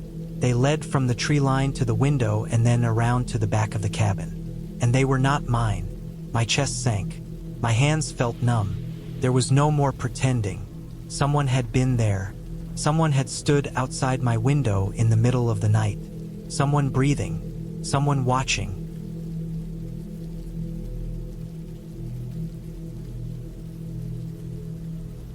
I drove up to the cabin late in the afternoon, thinking the place would look the same as always. I had not been there for almost 8 months, and I expected to see the same quiet clearing, the same rough wooden steps, the same smell of old pine when I opened the door. I told myself nothing could change a place that sat so far away from everyone else. But as soon as I pulled off the dirt road and saw the cabin through the trees, a strange feeling spread through my chest. It felt like something heavy settling inside me, the kind of heaviness that made my breathing slow down without meaning to. The cabin looked the same from far away, but something about the area felt different. The ground looked more walked on. The grass looked flattened in places where no one should have been walking. The dirt around the steps looked like someone had scraped their boots there again and again. I stopped the car and just sat still for a moment. I listened to the quiet, expecting it to calm me down, but instead the silence felt deeper than normal. It felt like a silence that followed someone, not the natural silence of a place that had no people. I stayed there long enough that the engine ticking as it cooled down felt almost too loud. When I finally stepped out, the air felt colder than it should have for that time of year. I could smell the dampness in the soil and the old wood of the cabin, but under all of that I felt something else, something faint but strange, like a smell that didn't belong there. I walked up to the steps and I saw it clearly. The mud on the bottom step was fresh. It had rained 2 days earlier, and rainwater still sat in the dips of the driveway, but this mud looked newer than that. It looked like someone had stepped there maybe only hours before I arrived. The edges of the footprint were sharp, not soft like prints that had been there for a while. My heartbeat changed in my chest. I could feel it in my throat, slow and heavy at first, then quicker. I told myself maybe it had been some hunter or someone passing by, maybe some camper who got lost, but even telling myself that didn't help. I had left the cabin locked. There was no reason for anyone to go inside. I had padlocked the front door and closed the shutters. No one should have been near it, but the lock on the door was turned the other way. I could see it immediately because I never locked it in that direction. It was a small detail, but one I noticed instantly. I got closer and touched it. The metal felt warm, which made no sense. The sun wasn't hitting it. The lock should have been cold. I opened it slowly, and the hinge made a soft metal sound that I remembered well. When I pushed the door inward, I smelled something that didn't match the usual smell of the cabin. Normally the place smelled like dry dust, old wood, and a bit of stale air trapped inside for months. But this time the air had a different smell. Faint sweat, maybe, or someone's clothes. It felt like walking into a room someone had just left. I stood in the doorway for a long moment, letting my eyes adjust to the dim interior. The light coming through the windows was thin, and the shadows spread across the floor in long shapes. I scanned the room slowly, trying to see anything out of place. At first, nothing jumped out. The table sat where it always sat, with the metal lantern and the chipped bowl beside it. The small wood stove in the corner looked the same, the iron pipe stretching upward like a black arm. But when I stepped farther in, the floorboards made a noise that didn't sound familiar. It wasn't the usual old wood creak. It sounded like something shifting under the floor, something slight. For a moment I thought maybe an animal had gotten under the cabin, but the sound felt too close. It felt like something pressed down the boards from the underside. My skin tightened on the back of my neck. I walked slowly across the room, taking small steps so my weight wouldn't make too much noise. As I walked, I kept noticing small signs, things I had never left behind. The firewood near the stove was stacked differently from how I usually stacked it. My pile usually leaned slightly to the left, but this one leaned to the right. I noticed dust marks on the table where someone had moved the lantern. I noticed a piece of cloth near the window, like someone had cleaned something or wiped their hands and left the cloth without caring where it fell. Then I saw the food packages sitting on the shelf. I had left canned food and dry goods months ago, but a few cans were missing. And one of the dry food bags had been opened with a small tear at the top. Not the way I open things. It was a messy tear, uneven, almost impatient. I touched the bag and felt warmth in the material, like someone had touched it recently. I inspected more shelves and noticed dust marks that had been disturbed. It hit me with slow clarity. Someone had been living in my cabin. The idea made my breathing feel heavy and tight. There was no reason for anyone to live there. The cabin sat almost 2 hours from the nearest small road and farther than that from any real town. No one should be able to get inside without me knowing. No one had the key, but the signs were everywhere. Someone had used the place, slept in it, eaten in it, and moved around in it enough to make marks that didn't belong to me. I checked the bedroom next, pushing the door open slowly. The room was dim, with dust floating in the thin beam of light coming through the small window. The bed looked untouched from far away, but when I got closer, I saw small wrinkles in the blanket. I leaned closer and saw a hair on the pillow. It wasn't mine. It was shorter and darker. I felt something sink inside me, like the floor under my feet had dropped only an inch but enough to throw off my balance. I wiped my hand across the blanket and could feel the indent left by someone's weight. The closet door was slightly open. I never left it open. I reached for it slowly and pulled it wide. The smell hit me instantly. Sweat, old clothes, something stale. Someone had been hiding things in there. Inside the closet, on the floor, I saw a small pile of belongings. Not mine. A shirt rolled up tightly. A plastic bottle with just a little water left inside. A pair of socks balled together. And a small knife with a wooden handle. I touched the handle and felt warmth again. Too warm, like someone had held it recently. A cold feeling spread across my chest. Felt like the air was tightening around me. I stood still, listening. The cabin felt silent, but not the empty kind of silence. It felt like the silence before someone else makes a sound. I turned slowly, scanning the room more carefully, looking at the corners, the shadows under the table, behind the stove, anywhere someone could hide. Every dark space felt too deep, like something could be just out of sight. Then I heard it, a soft thump from under the floor. Not a squirrel, not a raccoon, not something small. It was heavier, slow, like someone shifting their weight trying not to make noise. My whole body reacted at once. My breathing froze, my ears strained, and my heartbeat pushed hard against my ribs. I stayed still, waiting to hear it again. After a few seconds, another thump came, softer, but enough to know it wasn't my imagination. Someone was under the cabin, probably lying flat or crouched low, trying to stay hidden. I backed out of the bedroom slowly, keeping my eyes on the floorboards. I moved toward the main room and then toward the door. I didn't want to make sudden movements. I didn't want whoever was under the cabin to panic or rush out. I needed distance, I needed space, I needed to think. But as I stepped near the doorway, the floor creaked loudly under my foot, and the noise felt like it echoed through the whole cabin. The sound was too sharp, too sudden, and almost instantly, I heard movement below me. Fast movement, not slow anymore, not cautious. Something, or someone, was crawling quickly under the floor, moving toward the side of the cabin. I stepped outside and backed away from the house. The sunlight felt thin and cold, but being outside felt better than being trapped inside with something close to me but unseen. I moved backward until I reached the dirt near my car. I stared at the bottom edge of the cabin, waiting to see something move. After a few seconds, I saw it, a hand, fingers curling around the edge of the foundation, gripping the wood. Then another hand.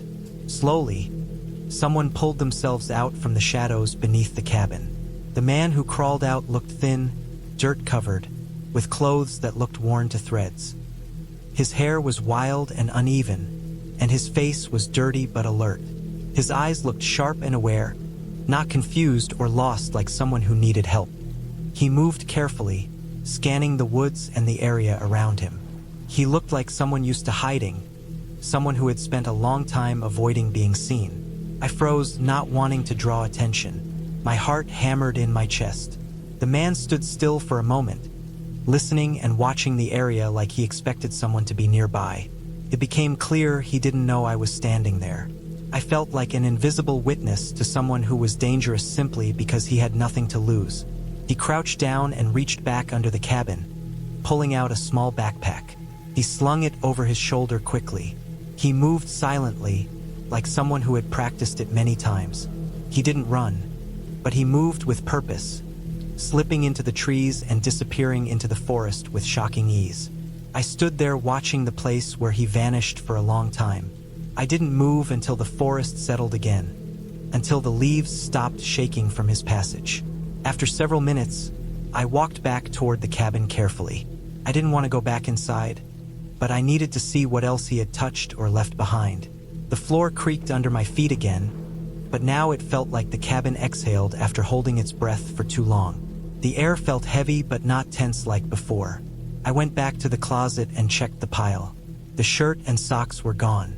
The knife was gone. Only the plastic bottle remained on its side. The water inside it made a small sound when I picked it up, a soft slosh that made the room feel too quiet again. I checked every corner of the cabin, moving slowly, making sure he hadn't left anything else or anyone else inside. The bed was still warm in one spot, like the sheets held onto the last bit of his body heat. I walked outside again and circled the cabin. Under the porch, the dirt was disturbed, kicked around from where he had crawled.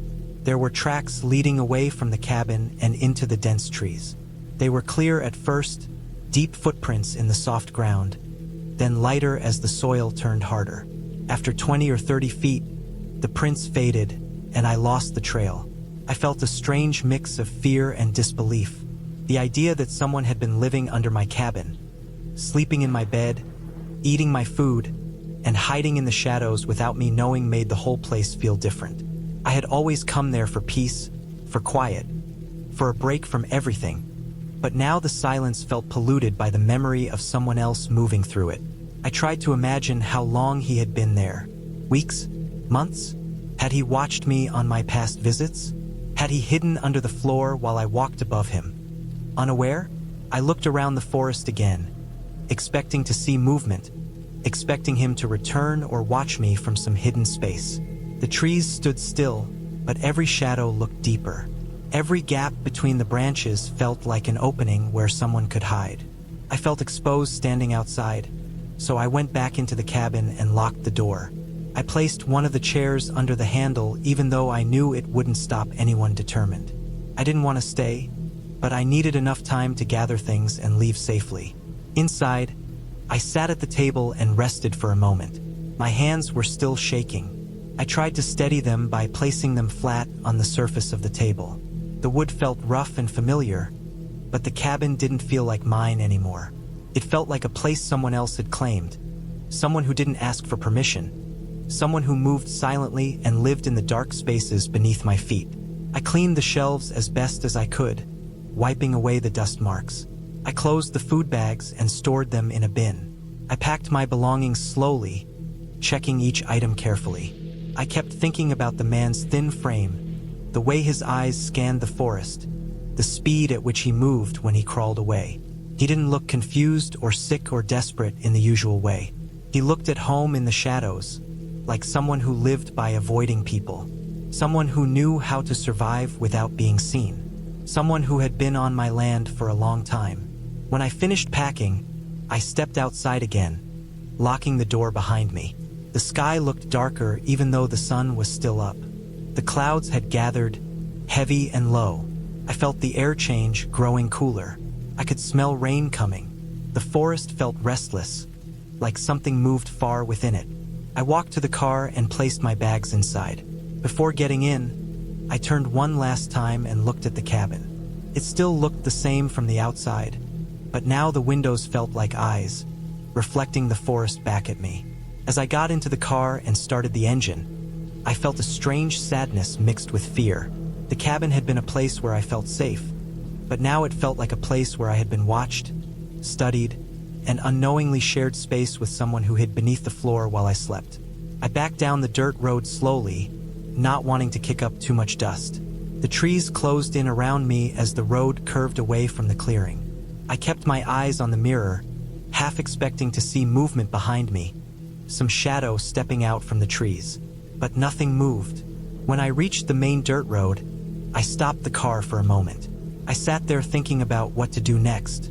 Reporting it felt pointless because the man was already gone, and the forest was large enough to swallow anyone who wanted to disappear. I knew he could come back.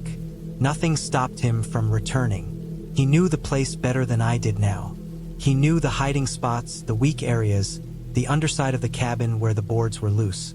He had lived there long enough to make it feel like his place more than mine. That thought stayed with me the whole drive home.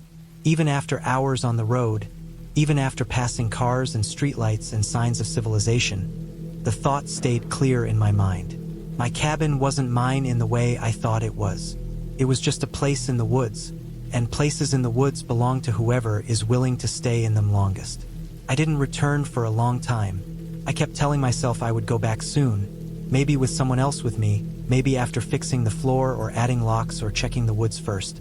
But every time I imagined stepping into that quiet clearing again, I saw the thin man pulling himself out from beneath the cabin, looking around with sharp eyes, unaware that I had watched him. I thought about how easily he had moved, how quickly he disappeared, how comfortable he had been in a place that had always frightened me at night even before I knew anyone was living under it. The ending became clear to me after months of thinking. The cabin wasn't a safe getaway anymore. It wasn't even a place for me. It had turned into something else, something that didn't belong to me the moment someone else made it their shelter. The forest had taken my cabin back by giving it to someone who needed it more, someone who lived close to the ground and moved in silence. I ended up selling the place without ever stepping foot in it again. When the papers were signed and the cabin officially belonged to someone else, I felt a strange relief. I realized that places don't stay empty just because we leave them. Someone always fills the silence. Someone always steps into the quiet. And the scariest part wasn't that the man had lived under my cabin without me knowing. The scariest part was understanding how easy it had been for him to stay hidden, how long he could have remained there, how close he had been to me every time I visited without ever making a sound. That was the part that stayed with me the most. And that was why I never went back.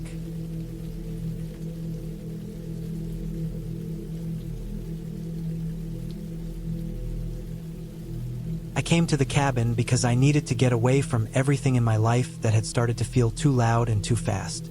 The cabin sat deep inside a mountain valley where the trees looked older than anything I had seen before. It was a place where time felt slow. There were no neighbors, no cell signal, and no one passing by unless they had taken a wrong turn somewhere far away. I liked it that way. I liked the silence that settled over the area once the sun went down and the wind stopped moving through the trees. I liked the idea that no one knew where I was. The cabin was old but solid. The wood had started to fade from years of sun and rain. The windows had small marks from storms, and the metal door hinges had a slow grind when I opened them. I did not mind any of that. I liked the rough feeling of the place. It made me feel separate from the world I had left behind. The water came from a nearby stream, and the smell of pine sat heavy in the air every day. When I arrived on the first afternoon, the silence felt almost thick. It was the kind of silence that makes your ears adjust for a second before you realize nothing is wrong. There is just nothing making noise. I carried my bags inside and started to settle in. I placed my things neatly along the small wooden counter and checked the old generator behind the cabin. It was a rusty machine that sat under a sheet of metal roofing supported by 2 wooden beams. I had filled it before coming, but I checked again to be sure nothing had leaked. Everything seemed fine. As long as it worked, I would have enough light during the night and enough power to charge the tiny battery pack I used to keep my flashlight going. The cabin had one main room with a small bedroom at the back. The bed was stiff but clean. I had brought my own sheets because I did not trust anything left behind by strangers from the past. The floorboards made soft clicks under my feet with every step, like the whole place was breathing slowly with me. I walked outside after unpacking and stood on the wooden front steps. I looked out over the valley. The trees made a deep green wall that wrapped around the clearing. The air had that cold smell that usually means the nights drop lower than expected. I did not mind that. I had packed thick clothes and enough blankets to handle much colder nights. As the sun dropped, the shadows between the trees grew longer. I enjoyed the feeling of the light fading across the valley. I felt a type of calm I had not felt in a long time. I stayed out there until the sky turned a deep blue, then walked back inside and locked the door. I placed my flashlight by the bed and kept my boots by the door in case I needed them for anything during the night. The first night felt peaceful. I fell asleep quickly, hearing only the faint hum of insects outside and the low groan of wood as the cabin cooled. The next morning, I woke up with a strange feeling in my stomach. It was not fear or discomfort. It felt more like something had changed in the space around me, but I could not point to anything clear. I brushed it off and stepped outside to breathe the cold morning air. The clearing was silent except for a small rustling noise near the edge of the trees. A squirrel ran out carrying something in its mouth. Nothing unusual. I walked around, stretched my legs, and took a long look at the sky. The day passed quietly. I spent most of it gathering dry wood, checking the generator again, and walking around the valley to get used to the trails. I found footprints near the stream, but they looked like mine from the day before, only a bit softened by the night moisture. I followed the trail for about half an hour, then turned back once the trees began to grow thicker and the light dimmed under their branches. When I came back to the cabin, I noticed something strange. There were marks on the dirt near the front step. They were faint, as if someone had walked close to the cabin but had stepped lightly, trying not to leave a full print. I crouched down and examined them. They were shoe prints, not mine. Mine had a wide tread pattern. These were narrower, sharper in the heel, and spaced slightly closer together. They looked like the prints of someone walking carefully, maybe trying to avoid being noticed. My first thought was that maybe someone had been hiking nearby and wandered too close without meaning to. But the valley had no trails, and the closest road was far enough away that no one would end up here by accident. The prints curved slightly toward the back of the cabin, then faded near the tall grass. I stood there for a long time trying to convince myself that maybe I had made them somehow by mistake. But they did not match mine in size or shape. I went inside and locked the door. I checked the windows to make sure they latched properly. Everything seemed fine, but I could not shake the feeling that someone had been close during the day. That night, sleep came slower. I heard the wind moving softly through the trees, but once in a while, I heard a different sound.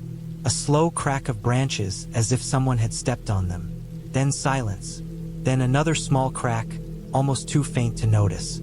It might have been an animal walking near the cabin, but the sound came with irregular timing, like someone placing each step with intention. I stayed awake for a long time listening to the noises. At some point, I must have drifted off because I woke up suddenly with the feeling that something had moved outside. The air in the room felt heavier. I looked at the window, but it was too dark to see anything. I waited for another sound, but all I heard was my own breathing. I stayed still until the first light came through the trees. The next morning, I walked around the cabin slowly, studying the ground. More prints. These ones were clearer. Someone had walked right up to the side window and stood there for a moment. The prints showed the weight pressed deeper near the toes, as if the person leaned forward to look inside. The idea of someone standing there while I slept made my chest tighten with a slow, cold feeling. The prints led away toward the woods again, disappearing into the thick underbrush. I walked back inside and tried to think clearly. Could have been a hunter, maybe someone who saw the cabin and wanted to check if anyone lived there. But that made no sense. No hunter would walk right up to a window and stand there for that long. No one in their right mind would sneak around a cabin without announcing themselves. Whoever it was did not want me to know they were there. I kept the door locked as I sat inside. The silence of the cabin felt different now, heavier. Every sound seemed sharper.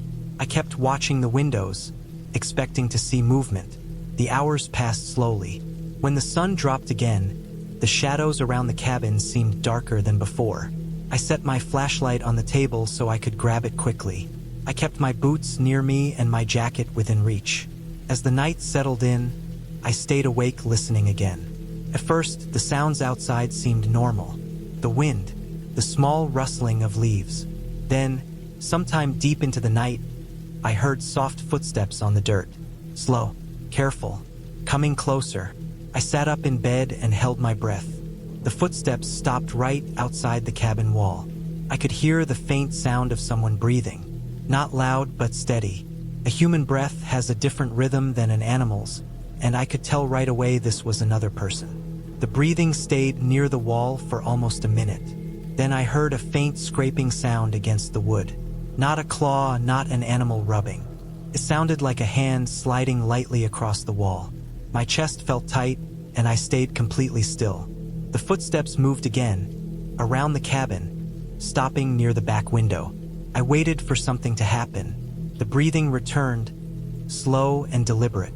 I could almost picture someone standing inches from the glass, trying to look inside. I reached for the flashlight slowly, making sure not to make any noise. I did not touch anything. I walked back to the cabin, locked the door, and checked the generator again. I wanted to be sure I had power through the night. The generator looked fine. I checked the fuel level again. Everything seemed normal. I tried to keep busy until the sun began to set. That night felt worse than the one before. I stayed fully awake from the minute darkness settled over the valley. Every sound seemed to come through the cabin walls as if they were thinner than they actually were. I heard the steps sooner this time. They came out of the woods with slow, patient movement. Not rushed, not panicked. as if the person knew exactly where they were going and what they were doing. The steps stopped near the back of the cabin. Then I heard a soft thump, like someone placing a hand against the wall. The air inside felt cold even though the temperature had not dropped yet. My hands felt damp with sweat. I waited for something else. Then came the faint sound of something sliding along the wood again. Slow, careful. I looked at the window near the bed. The glass reflected only darkness. I stared so hard that my eyes began to hurt. Then I saw it. A faint shape passing by the window. A head, shoulders, a human figure moving slowly, stopping just on the edge of the window frame. I held my breath and stayed completely still. The figure stayed there for a long time. Too long. I could not even count the seconds because my mind was too focused on staying silent. Then the figure stepped back into the darkness. The footsteps faded. I did not move until morning. When light finally came through the trees, I walked outside and found new prints all around the cabin. Clear ones, deep ones. Someone had walked in slow circles around the entire building during the night. I knew at that moment that whoever this person was, they were not simply wandering. They were watching me, studying me, waiting for something. I had to decide whether to stay or to leave. But leaving meant walking miles through thick forest with no guarantee that the person was not watching me right then. I stayed inside most of the day trying to stay alert. Every shadow seemed threatening. In the late afternoon, I heard a sound near the back of the cabin. Not footsteps, something sharper. I went to check the window and saw something that made my stomach twist. Someone had left an object on the ground right outside the window. It was one of my own items. A folded piece of cloth I had left drying outside 2 days earlier. It had been missing yesterday. I thought the wind had taken it. But now it was placed neatly outside my window, almost like a message. This was no accident. The person was showing they could take things from the cabin area without me noticing. They wanted me to know they could get close whenever they wanted. As night approached, I felt something I had not felt before. A deep, heavy fear that sat in my chest and would not loosen. I checked the door 3 times. I checked the windows again. I brought the flashlight to the bed and kept my boots on in case I needed to run. When darkness took the valley again, the sounds started quickly. The same slow steps, the same careful movement. But this time something was different. The footsteps were not slow. They were steady and approaching directly. No circling, no hesitation. They came right up to the door. I held my breath and waited. Then I heard it. A hand pressing down on the door handle. The metal clicked softly. Someone tested it slowly, then applied more pressure. The door held firm, but the sound of the handle jiggling made my heart pound harder than ever. The person stopped, then pressed lightly against the door as if testing how strong it was. I stayed perfectly still. Then the person moved to the window. I heard the footsteps on the wooden step outside. I saw a faint outline pass across the window again. This time it paused much longer. The person stayed there only inches from where I lay. Minutes passed before they moved again. The footsteps drifted away into the trees. That night I did not sleep at all. When morning came, I knew I could not stay. I packed my bag quickly and stepped outside. The air felt colder.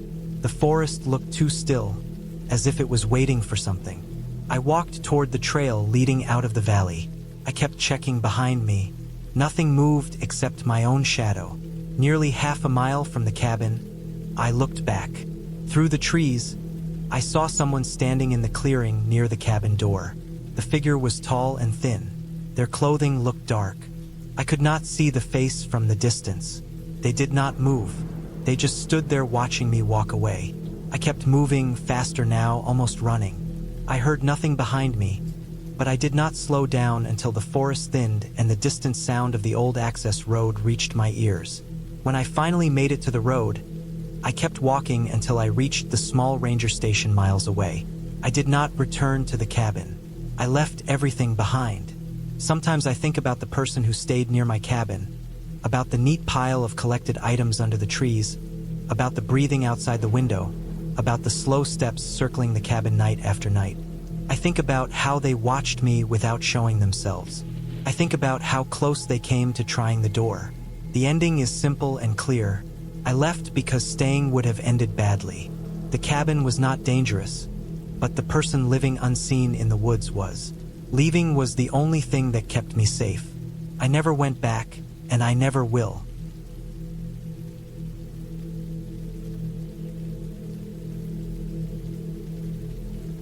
I had been planning this cabin trip for months. The idea had started as a small escape from the city. Just a few days in the woods to hike, fish, and disconnect. I wasn't expecting adventure or danger. I wasn't expecting fear. I just wanted quiet. The cabin was supposed to be off the grid, deep in a forest that stretched for miles, with no neighbors and no distractions. It was advertised as isolated and peaceful, and at the time, I took it as a promise. I drove the long, winding road through the mountains for hours, listening to the tires crunch over gravel and dirt.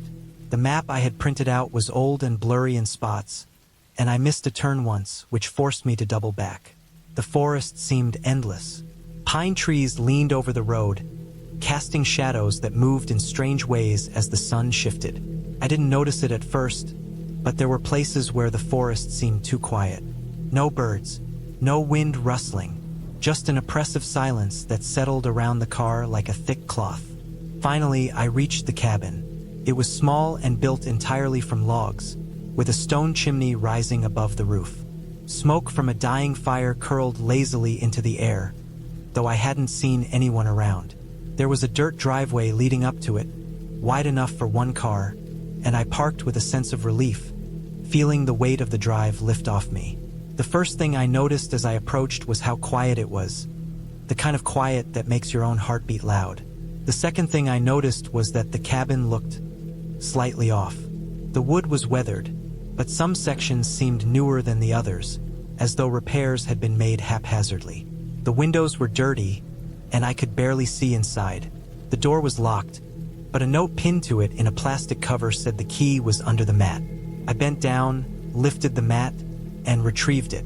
Inside, the cabin smelled of dust, damp wood, and a faint hint of something metallic that I couldn't place. I had to run my hand along the walls to adjust to the dark. There was a living room with a couch and a small coffee table, a kitchenette with a gas stove and fridge, and a bedroom at the back. I set my bag down and went to explore. The walls creaked under my weight. Every small sound seemed amplified, echoing through the wooden structure. The first night was uneventful, though I slept lightly.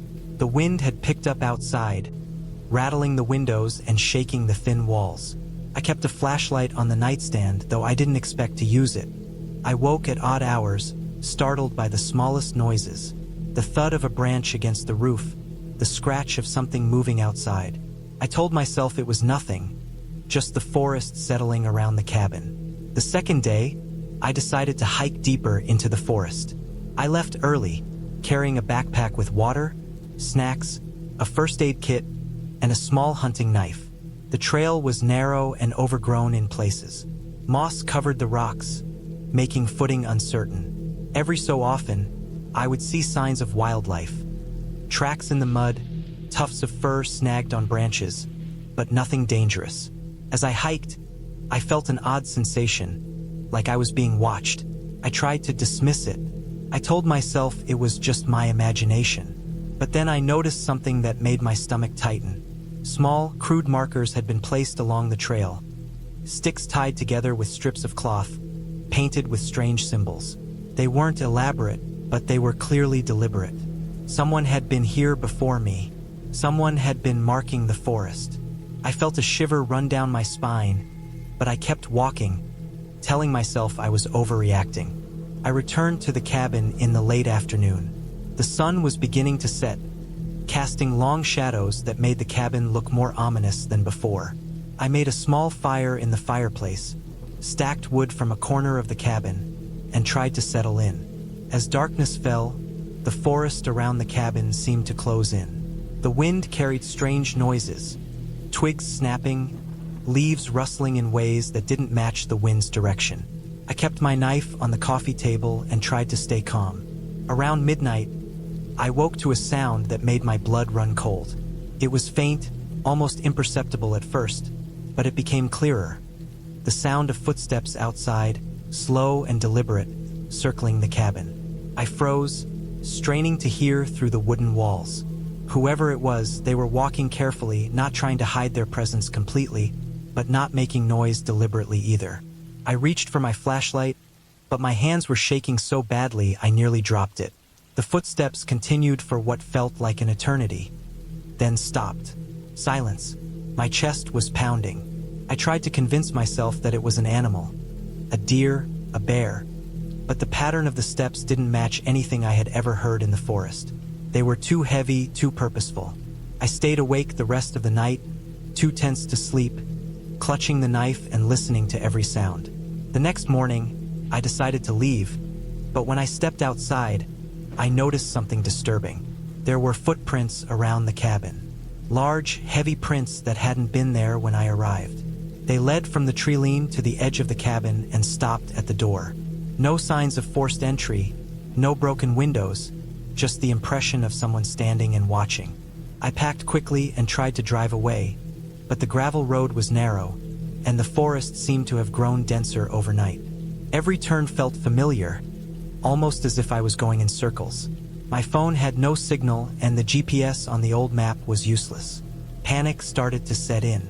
I began to hear noises again, branches snapping far off in the forest, but in patterns that seemed intentional. Sometimes I thought I saw movement between the trees, but every time I looked directly, there was nothing. Hours passed, and I eventually found the main road. The relief was enormous. I kept glancing in the rearview mirror, half expecting to see someone following me. Nothing appeared, but I couldn't shake the feeling that I was being watched, even from a distance. Days later, I returned to the cabin with a local ranger. We checked the property carefully. There was no sign of permanent habitation, no evidence anyone had been living nearby. But the markings on the trail and the footprints around the cabin were real. Someone had been there. Someone had been watching. The ranger said it was likely a transient person, maybe a drifter or someone who used the forest as a hideout. He assured me it wasn't uncommon, but it didn't lessen the fear I felt. I never went back to that cabin. I sold the booking, swore off isolated trips, and I don't spend much time in forests alone anymore. But even months later, I still have trouble sleeping, and I always check over my shoulder when I hear noises outside. That trip was supposed to be peaceful, but it became one of the most frightening experiences of my life.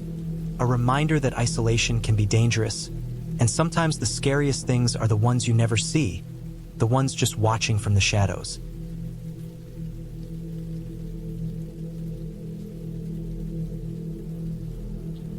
I never thought a simple weekend in a remote cabin could turn into a nightmare that would stretch for days. But when I look back now, every small decision, every overlooked detail, feels like it led me down a path I could not escape. I had been craving isolation for months, tired of the city's constant noise, the endless hum of traffic, and the crowded, suffocating apartments. I wanted quiet, the kind of silence that presses down on your ears and makes you notice the faintest creak of a floorboard or the rustle of leaves. The kind of silence where time seems to slow down so much you can see it move. I booked a cabin in the mountains, a small, wooden structure deep in the forest, far enough from any town that cell service was almost non-existent. The pictures made it look perfect, cozy, surrounded by tall pines, with a small stream cutting through the clearing nearby. I imagined myself there alone, reading, writing, thinking. No one to bother me, no distractions, just me and the wilderness. The drive up was long. The road narrowed as I left the highway, turning into dirt, potholes gnawed at the edges, and branches scraped against the sides of the car. At one point, the sun was almost gone, and I realized I might have underestimated the remoteness.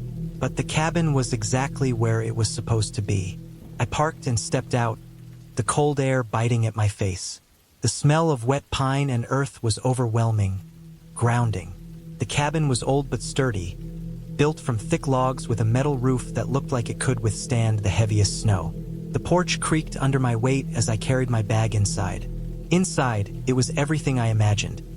Rustic but clean, with a stone fireplace, a small kitchen, and a single bedroom. The windows framed the forest like paintings, and the only sound was the trickle of the stream outside.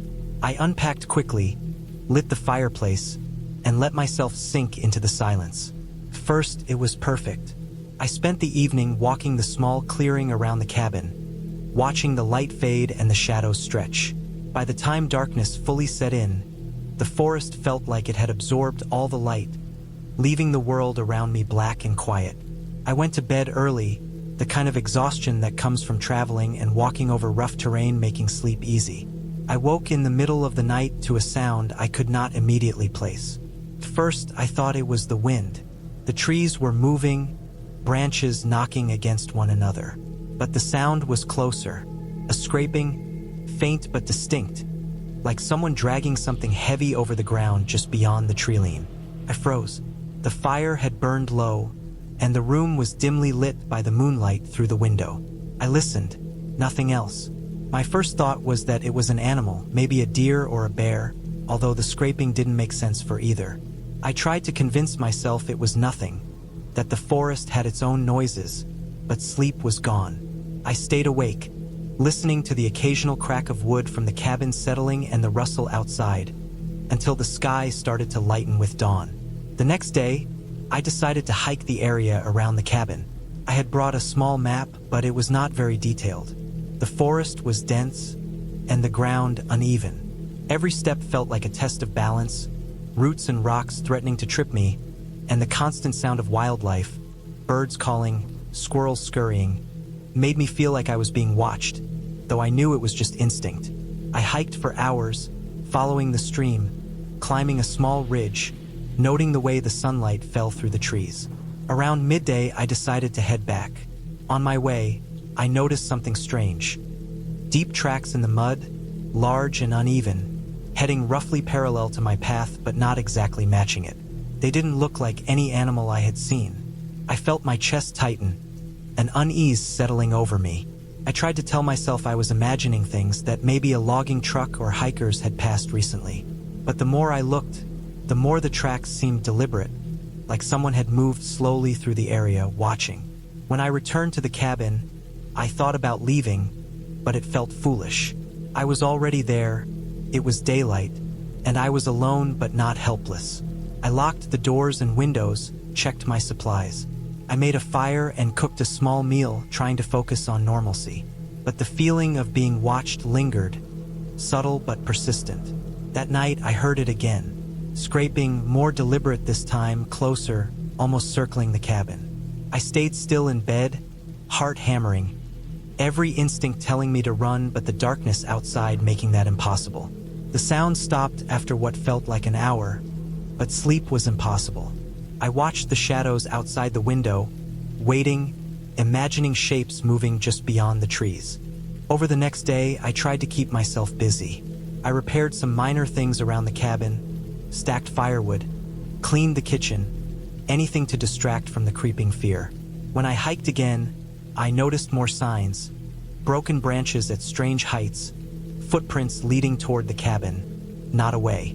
Someone had been close, observing, maybe even entering the clearing without my knowledge. The realization sank in slowly. I was not alone. There was someone in the forest, someone who had been near me, possibly watching while I slept. Panic started to mix with caution. I felt foolish for ignoring it at first, for thinking a weekend alone could be completely safe. That night, I made a plan. I would stay inside, barricade the doors, and wait until morning.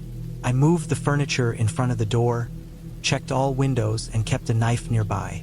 I could hear movement outside, low branches snapping underfoot, leaves crunching. It was impossible to tell how many there were, or if it was one person or more. The fear became a physical weight, pressing down on my chest, making every sound deafening. Hours passed like this, and the fire burned low. I alternated between watching the shadows and closing my eyes for brief, terrified naps. Every noise made me jump, every movement outside a potential threat. By morning, I had decided I would leave immediately. I could not stay another night, and I knew I needed to get back to civilization before whoever was out there became bolder. I packed quickly, throwing essentials into my bag: water, food, first aid, a flashlight, knife, lighter. I left the cabin, locking the door as best I could, and started walking toward the dirt road. The forest was quiet in daylight, but every so often I would catch a glimpse of movement, a shadow flitting between trees. I forced myself to ignore it, focusing on the path, my goal. The hike to the road was longer than expected. The terrain was rough, and I had no clear trail for much of the way. My mind kept replaying every noise, every footprint, imagining someone following me. But I did not stop, did not look back, and eventually, after hours, I reached the road. Relief washed over me in a wave. I followed it, hoping for a car or signs of other people. I kept moving, walking until I saw a small dirt driveway and a cabin that looked inhabited. I approached cautiously. A man was outside, tending to a small garden. I waved and he waved back. I asked if I could use his phone. He let me call, and I arranged for a friend to pick me up from the nearby town. I stayed with the man for the afternoon, grateful for the normalcy of human presence. The woods behind his property were just as dense, just as dark, but at least here I felt safer. When my friend arrived, I packed into the car and left the forest behind. As we drove, I kept looking back at the cabin, the clearing, the trees, and the shadows that had felt so alive. I could not explain why someone had been following me, or if it had been one person or more. I only knew the fear, the creeping sense of being watched, the realization that even in the middle of nowhere, you are never truly alone. In the weeks that followed, I stayed away from remote areas.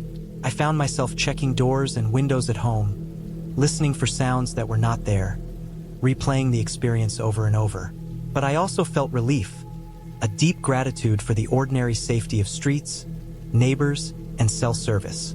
I had wanted isolation and I had gotten it, but it came with a cost.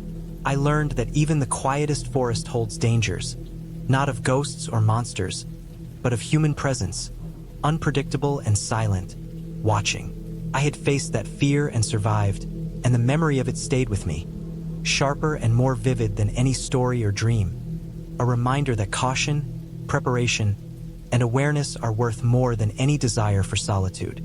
Months later, I returned to the city fully, carrying with me the details of every step, every sound, every moment of panic and calculation. I could still feel the rough texture of the dirt under my hands, the weight of fear pressing down when the forest seemed too close, the endless hours counting shadows and footprints. But I had also learned resilience. I had survived. The forest had tried to intimidate me, to isolate me, but I had made it out. The cabin, the tracks, the sounds. Everything had been real, everything had mattered, and I had faced it. I never went back, not because of fear exactly, but because I understood the forest differently now. It was beautiful, yes, and isolating, yes, but there were dangers that did not make themselves known with signs. They moved silently, watched, tested patience and caution, and I was not foolish anymore. I knew what it meant to be truly alone, and I knew how to respect that kind of solitude. I could never forget it, but I could carry it with me, prepared, aware, and alive.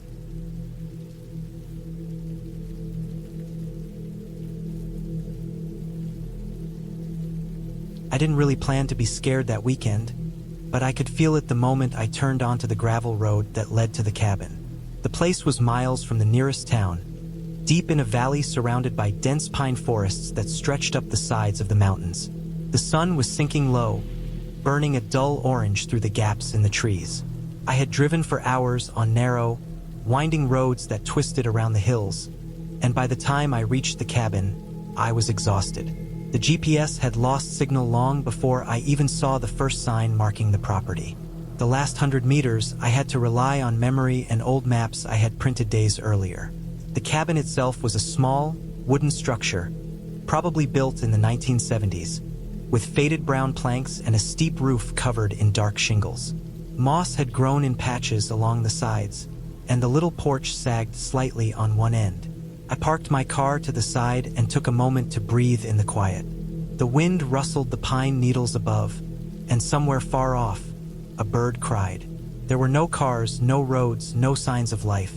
It felt isolated in a way I wasn't used to. I stepped up onto the porch and tried the door. It opened with a creak that echoed louder than it should have in the stillness. Inside, the air smelled of damp wood and dust. The cabin had a single room with a small kitchenette in one corner and a wood-burning stove in another. A few chairs, a table, and a narrow bed were all the furniture it had. Everything was worn, scratched, and clearly hadn't been replaced in years. I had chosen this place because of its remoteness, thinking it would be peaceful. I hadn't considered how completely alone it was, how the isolation could feel oppressive if the wrong thoughts crept in. I set down my bag and tried to make myself comfortable. I started a fire in the stove, piling the dry logs I found stacked outside into the small chamber and using matches to light them. The flame caught slowly, sputtered, then finally roared to life, filling the cabin with heat and the smell of burning wood. I felt a little better after that, as if the fire gave me some control over the environment. I unpacked my supplies: food, water, a first aid kit, flashlight, and a small bag of tools. I had been hiking and camping alone for years, but there was something different about being here. The silence pressed against me in a way that wasn't natural. Even in the most remote forests I had hiked before, there had always been distant sounds: rushing rivers, insects, birds. But here, the quiet was absolute, almost physical. I could hear the creak of the cabin itself as it settled, the faint pop of the wood contracting in the cooling air. As darkness fell, I lit a lantern and moved cautiously around the cabin, checking each corner. Everything seemed in place, though I noticed that the back door didn't latch properly, and the lock on the front was old and rusted. My mind began to wander, imagining scenarios where someone could get in. I shook it off. I had brought a small hunting knife, a hatchet, and a heavy flashlight. I could handle myself. Night came fully then, bringing a deep, pitch-black darkness outside the cabin. I kept the lantern burning and tried to focus on simple tasks: organizing my supplies, checking the fire, making sure I had enough wood to last the night. That's when I first noticed it. A faint sound from outside. It was almost imperceptible at first, like the crunch of leaves underfoot, far away. I froze, listening. The sound stopped, then started again, slow and deliberate, moving around the cabin. I told myself it was probably an animal, maybe a deer or a fox, but the steps were too heavy for a small animal. They had a rhythm that felt human. I gripped the knife in one hand and the flashlight in the other, trying to tell myself I was overreacting. I checked all the windows. They were old and fogged over, and I couldn't see much outside. The steps continued intermittently, circling the cabin. Each time I thought I heard them, I held my breath, straining my ears. The fire in the stove was comforting, but not enough. My heart began to race. I could feel the sweat forming on my back and forehead. I wished I had someone with me, but I hadn't wanted anyone around. I had wanted solitude. Now the solitude felt threatening. Hours passed. I stayed awake, pacing the cabin, listening to the forest. I occasionally looked outside, but the darkness swallowed everything. I tried to tell myself that the forest wasn't empty, that wildlife was all around, but there was a stillness I couldn't ignore. Something wasn't right. Around 2 a.m., the sound changed. It wasn't outside the cabin anymore. I heard a soft tap on the door, then another. My stomach dropped. My mind raced. Who could be out there in this isolated place at this hour? The thought of opening the door to a stranger, someone dangerous, made my hands shake. I moved closer, knife raised, and pressed myself against the wall, peering through the window. I couldn't see anyone. The tapping stopped. Then I heard it again, not on the door, but on the roof. Slow, deliberate footsteps moving across the shingles. My pulse pounded in my ears. I realized the cabin's isolation wasn't just physical. It made me vulnerable. There was no one around to hear me scream if something happened. I spent the rest of the night awake, listening. The steps on the roof continued intermittently, fading away and returning. Dawn brought some relief. Light filtered through the windows, revealing the forest in more detail. Nothing had changed outside. No footprints, no signs of anyone. But the sense of danger lingered. I decided I couldn't stay another night. I packed everything, extinguished the fire, and prepared to leave. I checked the locks, grabbed my gear, and stepped outside. The forest looked normal in daylight, but I moved quickly, eyes scanning for movement. My car was just where I had left it. I started the engine and didn't look back until I reached the main road. On the drive back, I thought about what had happened. There were no supernatural elements, no monsters, no ghosts. Just me, alone in the forest, and someone, maybe multiple people, had been near the cabin watching. The experience had been terrifying because of the unknown, because of isolation and the sudden awareness of how unprotected I was. When I got back to town, I reported the incident to the local sheriff. They told me the area had occasional trespassers and that hikers sometimes stumbled across hunters or squatters, but nothing concrete. It didn't make me feel better. The memory of footsteps on the roof stayed with me for weeks. I couldn't sleep without checking doors and windows, and I avoided isolated cabins altogether after that. Eventually, I came to understand that fear in situations like that isn't about monsters or ghosts. It's about isolation, vulnerability, and the realization that in certain places, humans can be the real threat. The experience changed how I approached solitude, how I prepared for trips into remote areas. I became meticulous with safety, extra locks, signaling devices, always telling someone where I was going. The cabin itself, I learned later, had been visited by squatters before. People who had lived in the forest temporarily, moving from one abandoned place to another. They weren't dangerous most of the time, but the thought of someone being that close while I slept had been enough to leave a permanent mark. I never went back to that cabin, and I never will. Even now, years later, I can remember the smell of damp wood, the sound of the fire crackling, and the weight of silence pressing against the cabin walls. It's a memory that taught me caution and respect for isolation. Solitude can be peaceful, but it can also be dangerous, and the line between the two is thinner than anyone wants to admit.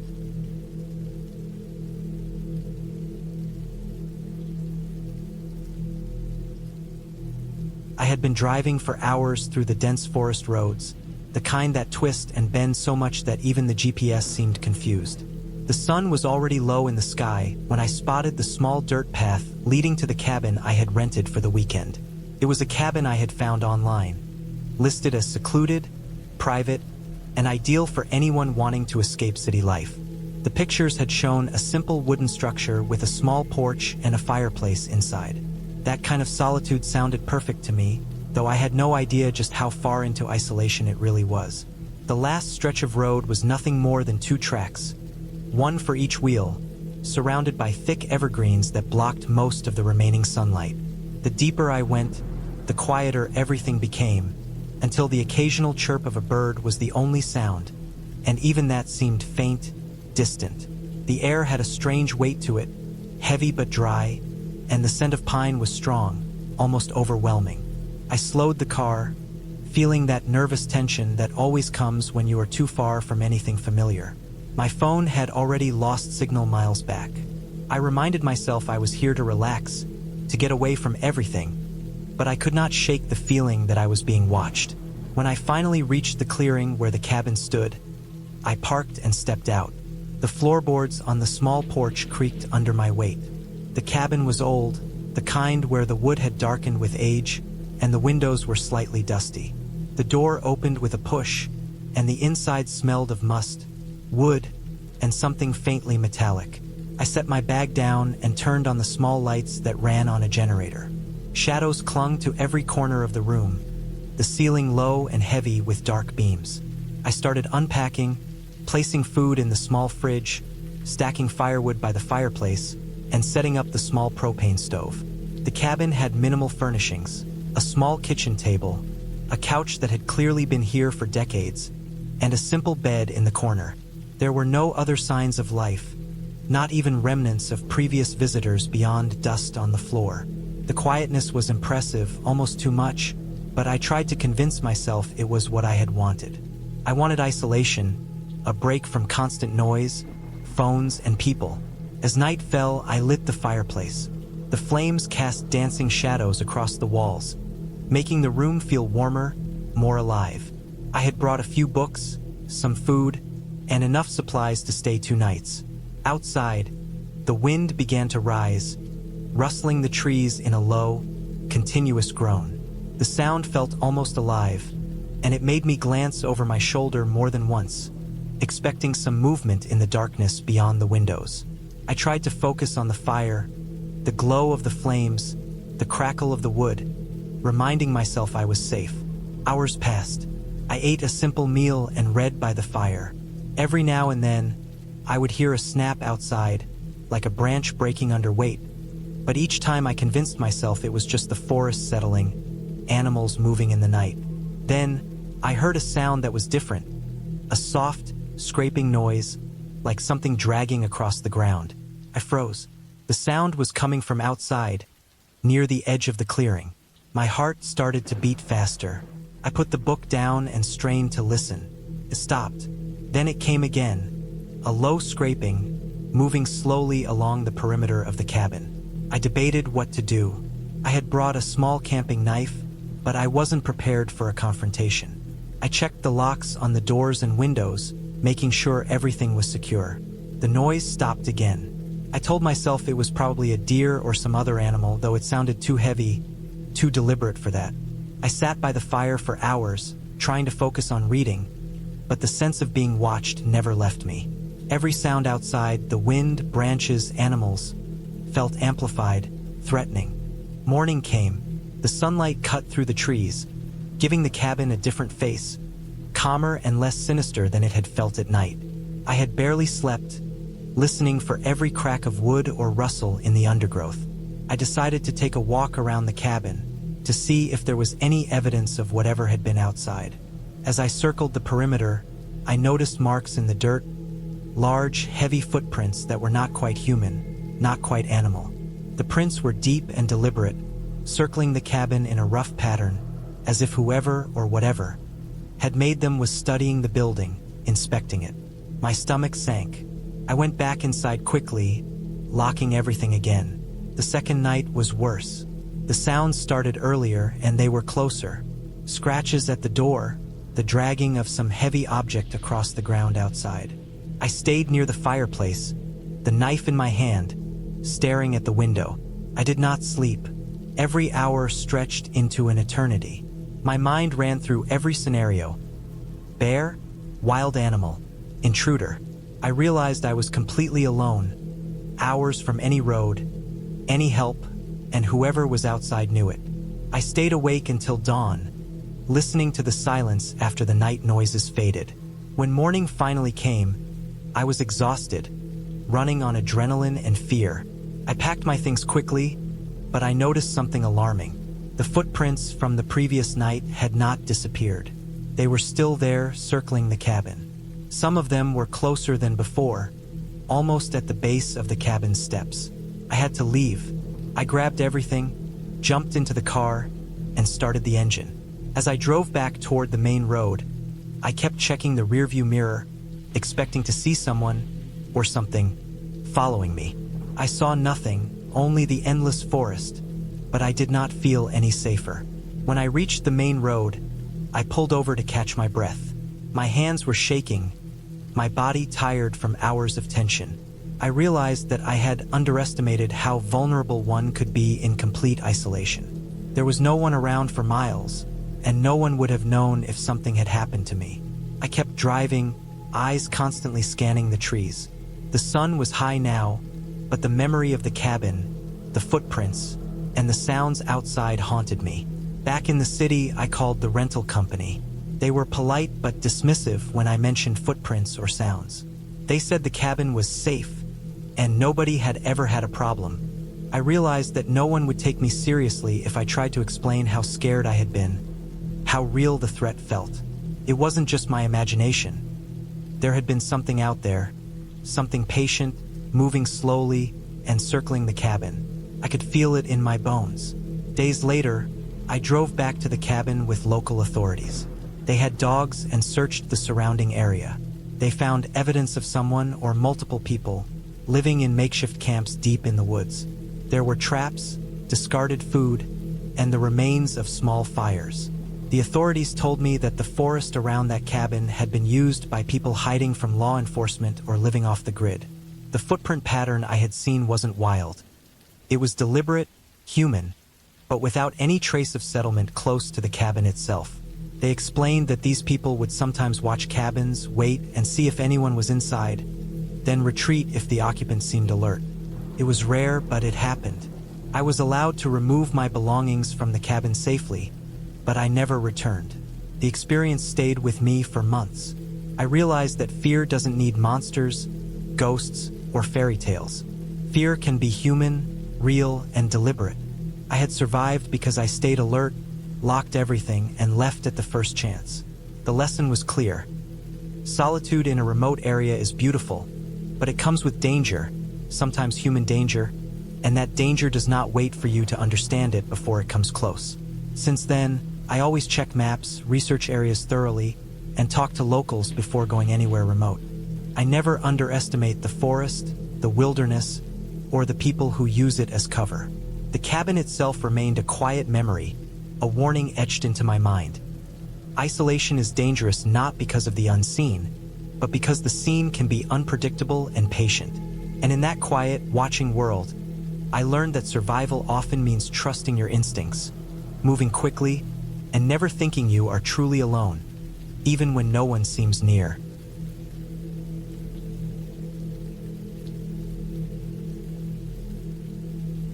It started as a simple plan, one that I thought would be easy and quiet. I had wanted to get away from the city for a few days, somewhere isolated, where I could be alone with nature. Work had been exhausting, and my mind felt heavy with thoughts I couldn't shake. The idea of a small cabin in the mountains had seemed perfect. A place I could arrive at, set up, and just be myself for a while. No distractions, no obligations.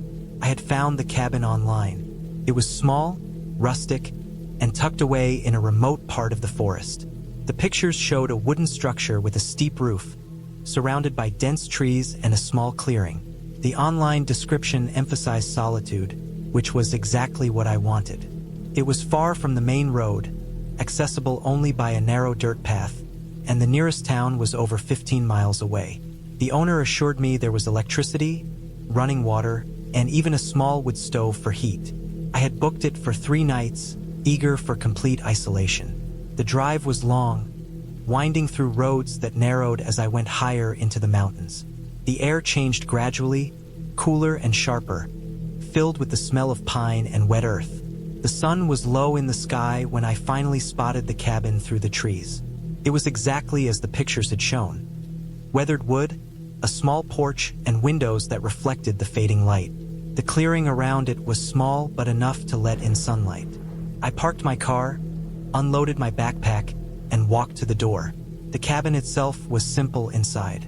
A small living area, a kitchen corner, a bed, and a tiny bathroom. It wasn't luxurious, but it was comfortable enough.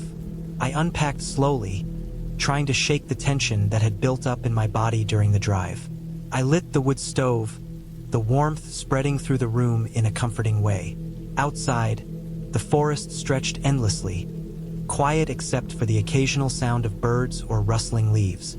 I felt a strange calm settling over me, the kind of peace you don't get in the city. That first night was uneventful. I ate a simple dinner, read a little, and went to bed early. The darkness outside was complete. The windows let in nothing but shadows and the faint silhouette of trees. I slept lightly, waking a few times to the sound of wind in the branches, but nothing felt alarming. By morning, I felt rested, even if a little tense from being alone. I made coffee and sat on the porch, looking out over the clearing. The forest seemed endless, and the isolation that had seemed appealing now carried a faint edge of unease, though I didn't understand why. The second day was when things started to feel different. I decided to explore the surrounding area. The owner had mentioned a small hiking trail that led to a stream and a viewpoint. The path was narrow, lined with thick undergrowth, and the trees grew closer together the further I went. Birds chirped occasionally, but there was a sense of emptiness in the air. The further I walked, the more I felt a creeping awareness of being watched, though I couldn't see anyone. My mind tried to rationalize it. There were likely hikers or hunters in the area, but the feeling persisted. When I reached the stream, I sat for a while, watching the water flow over rocks and listening to the faint rush of water through the trees. The forest was quiet except for the stream. I filled my bottle with water, took a few photos, and turned to head back. That's when I noticed the footprints.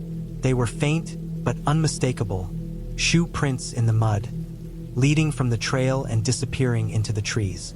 At first, I assumed someone had walked the path earlier, but these prints weren't on the main trail. They led deeper into the forest, almost as if someone had come very close to the cabin. I felt a flicker of nervousness but forced myself to ignore it. Maybe it was a hiker who had taken a shortcut.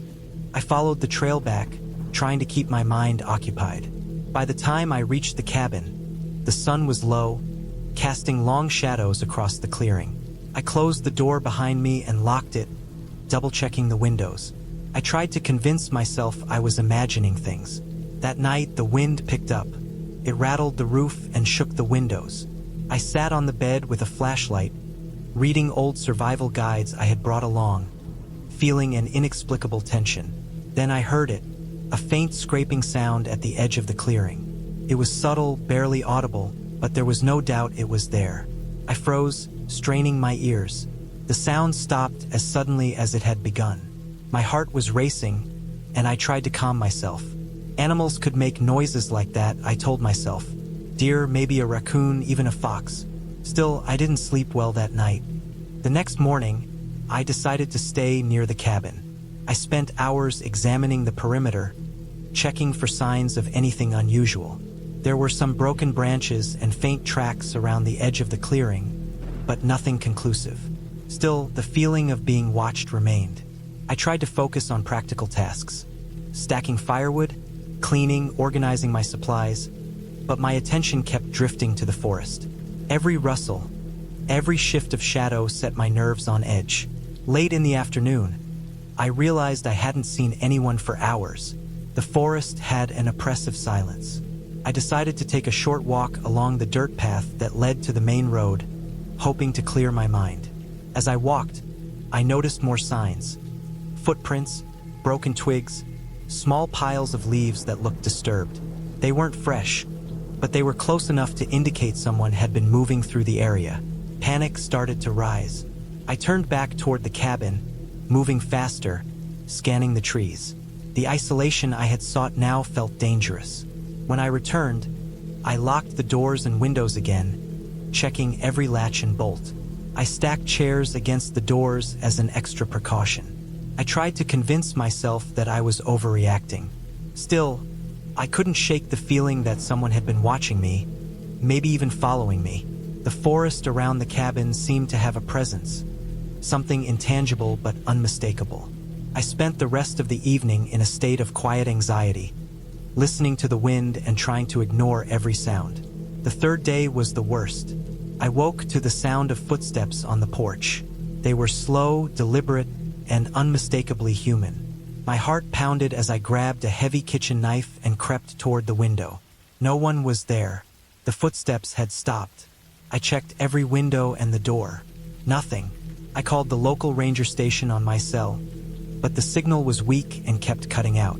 I explained my location and situation, and they promised to send someone out to check the area.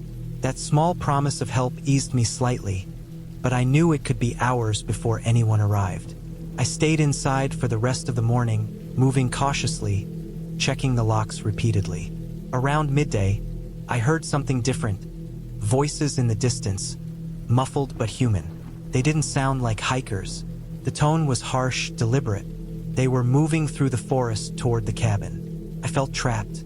I gathered what I could: food, water, my phone, flashlight, and a small backpack of supplies. I prepared to leave on foot, though the path to the main road was long and treacherous.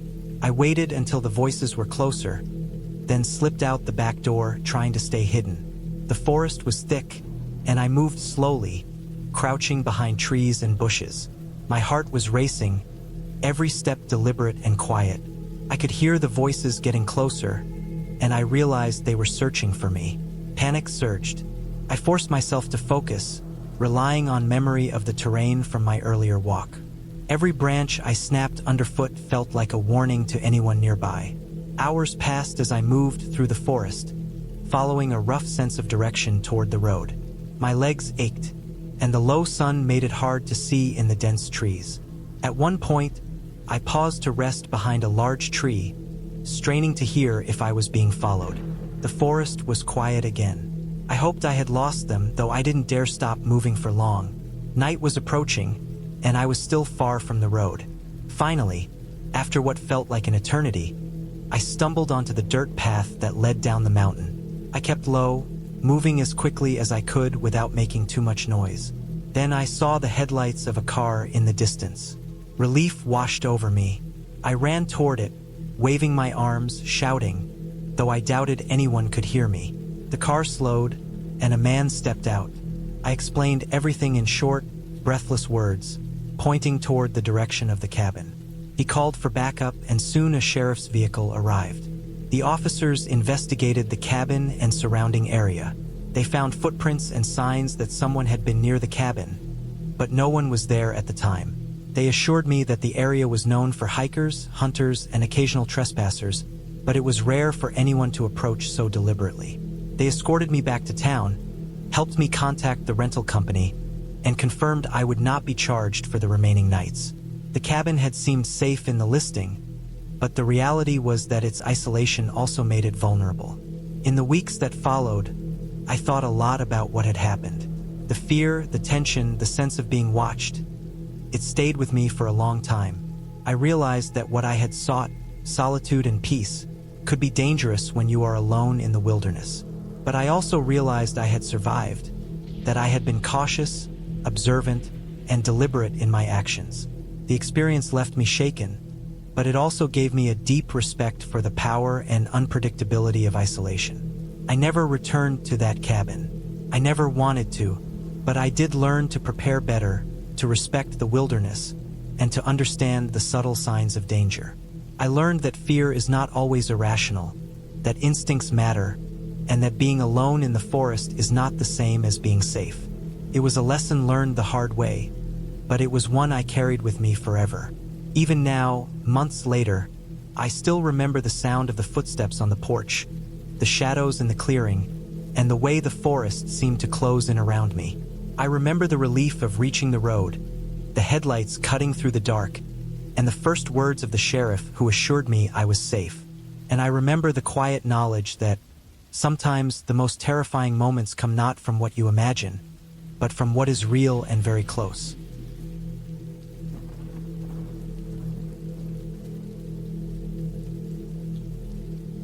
I had been planning the trip for months. The idea was simple: escape the city for a week, get away from the noise, the stress, and the endless responsibilities, and just be alone in the woods.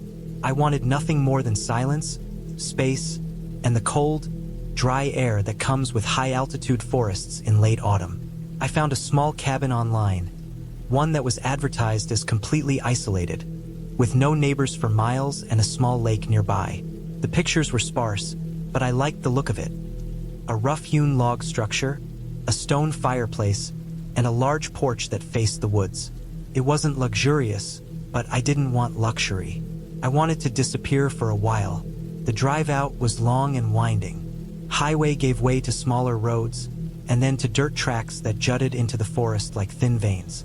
My GPS kept struggling to keep a signal, and every time it blinked out, I felt a mix of unease and excitement. The forest grew thicker, the trees taller and darker, their bare branches clawing at the sky.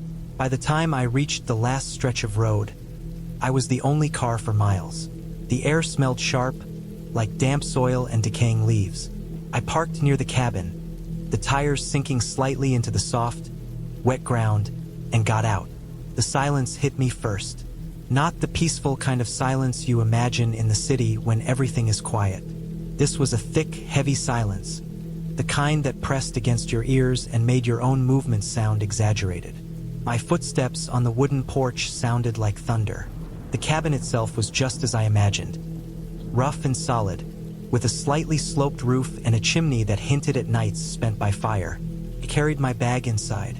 The interior smelled of wood and something faintly musty, as if it had sat empty through the last winter. The main room had a small fireplace, a worn couch, and a wooden table with 2 chairs. There was a kitchenette in the corner with a small fridge and a gas stove. A narrow hallway led to a bedroom in the back. I set my bag down, kicked off my boots, and let myself breathe. This was it. The quiet, the isolation. It was perfect.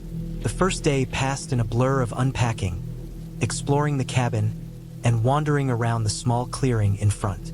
The lake was a short walk through a narrow trail in the trees.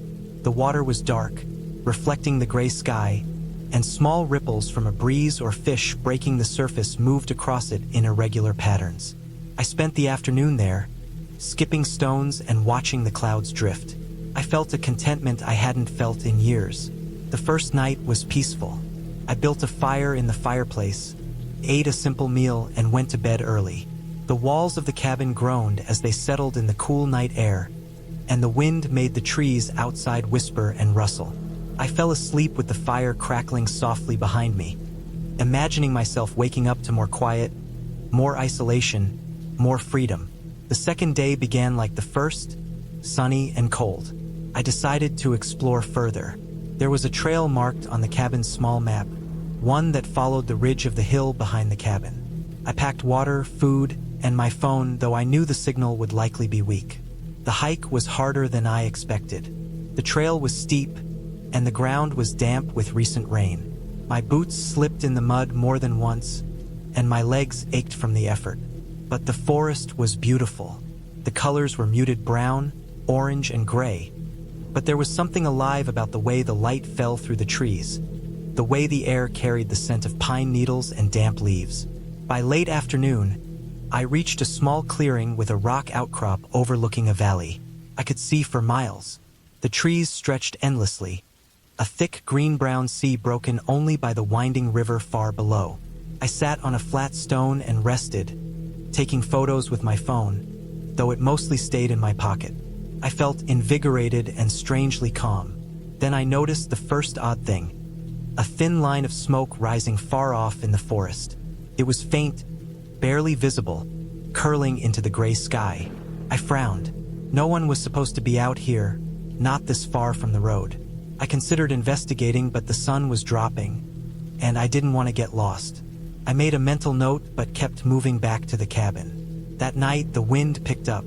It rattled the windows, whistled through the eaves, and made the trees moan. I slept lightly, waking often to strange noises. A branch scraping against the cabin, something heavy moving outside, a sudden thump from the roof. I told myself it was just the wind, animals, nothing more. The third day was where things began to feel wrong. I woke to find the cabin door slightly ajar, though I was certain I had locked it the night before. A cold knot of unease settled in my stomach. I checked the windows, they were all closed, but there was a sense of intrusion I couldn't shake. I spent the morning checking the perimeter of the cabin, the underbrush, the tree line. There were no footprints, no evidence of anyone being there. Still, I felt watched. I decided to hike again, this time along a path leading deeper into the woods, closer to where I had seen the smoke. The trail was narrower here, overgrown with shrubs and fallen branches. Birds flew up in flocks as I passed. The further I went, the heavier the air felt, and the more I noticed how quiet it was, except for the sound of my boots and breathing. After about an hour, I saw it again. Smoke, thin and gray, rising between the trees. I moved toward it cautiously, trying to remain unseen. Then I noticed something more. Footprints, fresh, large, heavy boots, leading toward the smoke. Not animal tracks, human. Panic hit me. I was not supposed to encounter anyone out here. I considered turning back, but curiosity and the need to know made me follow. The smoke led to a small clearing where an abandoned campsite lay. A fire pit with cold ashes, a few metal cans, and a tattered tarp hung between 2 trees. The place looked like it had been used recently, maybe days ago. I searched the perimeter and found something that made my heart pound. Discarded food wrappers, a half-empty bottle, and deep tracks leading further into the forest. Whoever had been here was close, and they had not gone far. My mind raced. This was supposed to be isolation, supposed to be peaceful. I realized that someone could be nearby, watching, maybe waiting. I didn't like the thought. I turned back quickly, moving as silently as I could, my pulse hammering. By the time I returned to the cabin, dusk had fallen. The forest had transformed into a dark, twisting wall of black shapes. The cabin seemed smaller, weaker against the surrounding trees. I locked the door, bolted the windows, and checked the perimeter again. Nothing. No movement. Still, I could not shake the feeling of being watched. That night was the worst. The wind died down, replaced by a silence so thick it felt almost alive. Every crack of wood, every rustle of leaves, sounded amplified. Around midnight, I heard something move outside. Not a branch falling, not the wind, but deliberate, heavy steps circling the cabin. My heart jumped, and I stayed frozen, listening. The footsteps stopped and started again, moving slowly, cautiously. I remembered the footprints I had seen earlier. Someone was here. Someone had been following me back to the cabin. I tried to reason with myself, to think logically. It could be another hiker, lost, curious, nothing more. But instinct screamed that this was not harmless. I packed a small bag with essentials, water, a flashlight, my phone, and a knife just in case. I planned to leave at first light. Morning came reluctantly, gray and cold. I could see no tracks outside, no sign of anyone. I hesitated, thinking maybe I had imagined the steps. But then I saw them. Fresh prints in the mud, circling the cabin, larger than mine, unmistakably human. Fear gripped me, solid and choking. I grabbed my bag and left by the back path, careful not to leave a trail. I didn't look back. I hiked fast, taking the trails I had memorized, aiming for the dirt road that would lead me to my car. The hours passed slowly. Every shadow, every sound, made me flinch. Once, I thought I saw a figure between the trees, pale in the dim light, but when I blinked it was gone. I took longer paths to avoid open clearings, stuck to areas where I could hide if needed, and kept my phone in my hand, ready to call for help. The forest seemed endless, oppressive. By mid-afternoon, my legs burned, my back ached, but I saw the edge of the road. Relief surged through me. I ran the last stretch, mud caking my shoes, branches scraping my arms, until I reached my car. I looked back once, scanning the treeline. Nothing moved. No one followed. But the feeling of eyes on me lingered. I drove away as fast as I could, not stopping until I was back on the highway, where other cars and signs of civilization restored a small measure of calm. I never went back to the cabin. I canceled the remaining days of my trip and returned home. Weeks later, I learned that the area had occasional reports of trespassers, people hiding out in the woods for days, sometimes watching isolated cabins for supplies, sometimes just living off the land. The police told me I had been lucky, that I could have confronted someone dangerous. I realized that what I had feared most, the isolation, the quiet, the sense of being truly alone, was not just an absence of people. It was vulnerability, and in that vulnerability, real danger existed. I never forgot the smell of the forest, the darkness between the trees, or the sound of footsteps circling the cabin at night. But I also remembered the survival instinct that had taken over. The careful planning, the patience, the awareness that kept me alive. I understood, finally, that fear could be controlled, and that preparation, vigilance, and calm reasoning were the only tools that mattered in moments like that. The cabin was a memory of terror, but it also became a lesson. I had faced a real danger, unseen, unpredictable, and human, and I had made it out alive. That clarity, that understanding was the most important part of the trip.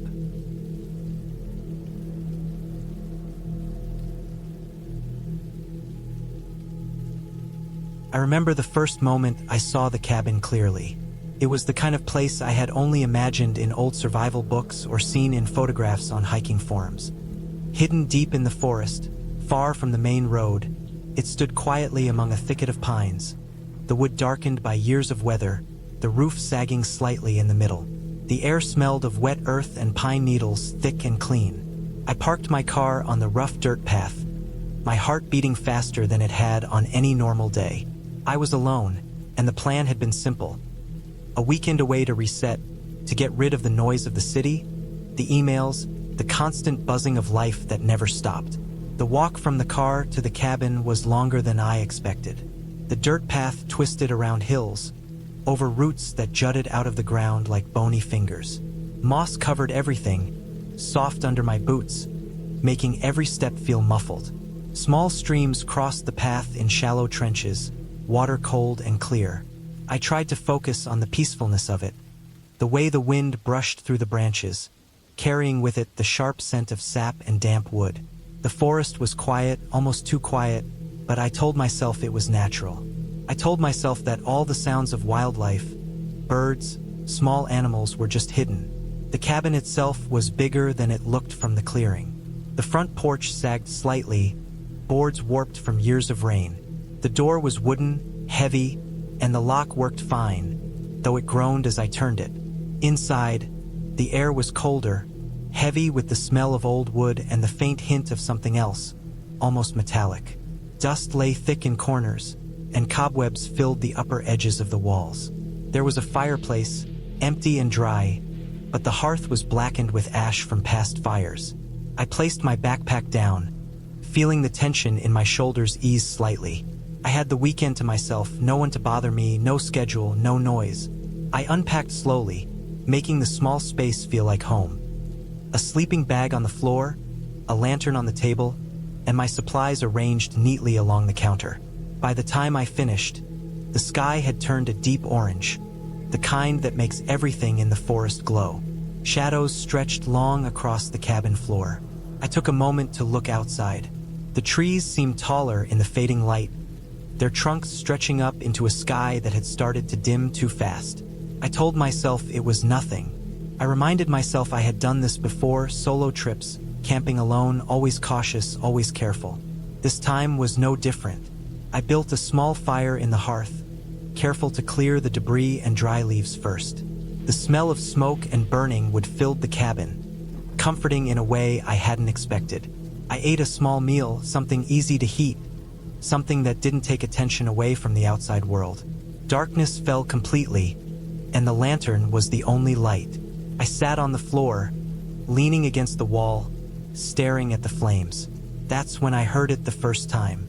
It was faint, at first almost indistinguishable from the normal sounds of the forest. A snapping like a branch breaking, but deliberate. Not just the wind or an animal, though I couldn't say what it was.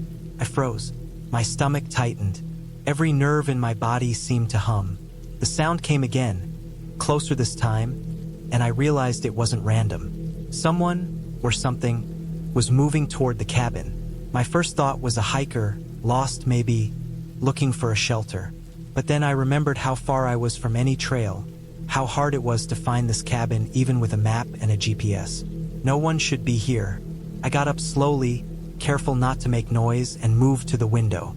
The glass was old and warped, but I could see through it enough to make out shapes. Nothing, just the black of the forest, the trees standing tall and silent. I tried to convince myself it was nothing, that I had let my imagination run wild. I returned to my seat, but I couldn't shake the feeling of being watched. I didn't sleep that night. Every sound, every rustle, every creak of the cabin made me jump. At one point, I heard the scraping of something outside, slow and methodical, circling the cabin. I stayed quiet, heart hammering, trying to listen. Then it stopped. Complete silence, the kind that made my ears ring. I waited for what felt like hours, counting minutes, listening to the forest hold its breath. Morning didn't bring relief. The sunlight seemed weak, filtered through the thick pines, casting long shadows that moved slowly as the trees swayed. I stepped outside cautiously, circling the cabin. The ground had marks, footprints that weren't mine, not from any animal I recognized. Large, heavy, human. The thought made my stomach drop.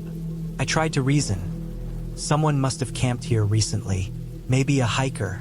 Maybe someone looking for shelter during a storm. But I remembered the sounds of the night, deliberate, careful, circling, watching. I started checking the perimeter more thoroughly, noticing small things I hadn't before. Branches bent unnaturally, scratches on the tree bark, tufts of fur maybe from a dog or a wild animal. but too clean and placed to be random. I spent the day preparing. I moved my supplies higher, secured the door with extra furniture, and made small tools from what I had to use as defenses if needed. I refused to think about it too much, knowing fear would paralyze me if I let it. But every sound made me jump. The wind rattling the windows, a bird landing on the roof, the distant noise of a falling branch. I felt trapped, small in the vastness of the forest, and I knew that if someone wanted to hurt me, help would be hours away, maybe never. Night came again, darker than before. I had moved the lantern closer, built a small barricade of chairs and a table in front of the door. I sat back, trying to calm myself, staring at the fire. Then I heard its slow, deliberate steps circling the cabin. Not one direction, not random, around like the person wanted me to know they were there. My heart pounded, and I gripped the hammer I had found during the day. The sound grew closer to the window. I didn't look, couldn't. My body trembled. Suddenly, a loud crash at the door. My hands tightened on the hammer, and I braced myself. The door shook under a powerful push. I yelled, not for anyone to hear, but as a release of panic. Then silence again. I listened, barely breathing. Another scrape, and I realized that the intruder wasn't trying to enter anymore. They were testing, teasing, just outside the edge of my sight. Hours passed. I stayed tense, awake, every muscle ready to react. By morning, the intruder was gone. Footprints led into the forest, and I could see that they had not left randomly, but with intention, as if tracking, waiting, planning. I realized that staying in the cabin was no longer safe. I packed quickly, not caring about leaving the place tidy, and started my descent toward the road. Every step I took, I scanned the forest, watching shadows, listening for steps that didn't belong. The hike down was long, exhausting, and my mind was trapped in constant fear. I didn't stop until the road appeared, a faint line of gray cutting through the green. I waved at a passing car, barely conscious of how I looked, desperate for help. When I finally got to town, I contacted the local authorities. They agreed to check the cabin but warned me it could take hours. I sat in a diner, shaking, eating cold food, my eyes scanning the window, expecting the intruder to follow me, to appear at any moment. When the authorities arrived at the cabin later, they found nothing inside. No signs of forced entry, no footprints leading up to it. None of the footprints I had seen in the morning, they were all gone. They said it might have been animals or hikers or even the wind moving objects in the night, but I knew what I had heard. I knew the deliberate steps, the careful circling, the presence of someone who had wanted me afraid. I never returned to that cabin. I have told myself it was a lesson, that nature is beautiful but can be dangerous in ways we don't expect. I never went alone into the forest after that. The memory stayed with me, clear and vivid, and sometimes I wonder if the intruder had followed me, watching from the shadows, just to remind me that in the wilderness, safety is never guaranteed. Even now, when I think of that weekend, my chest tightens. The isolation, the sounds, the fear, they were real. The forest is quiet, yes, but it holds secrets, careful watchers who don't need to speak to scare you completely. And the cabin, empty and dark, remains there in my memory, a place where time stretched and fear became something tangible, almost alive.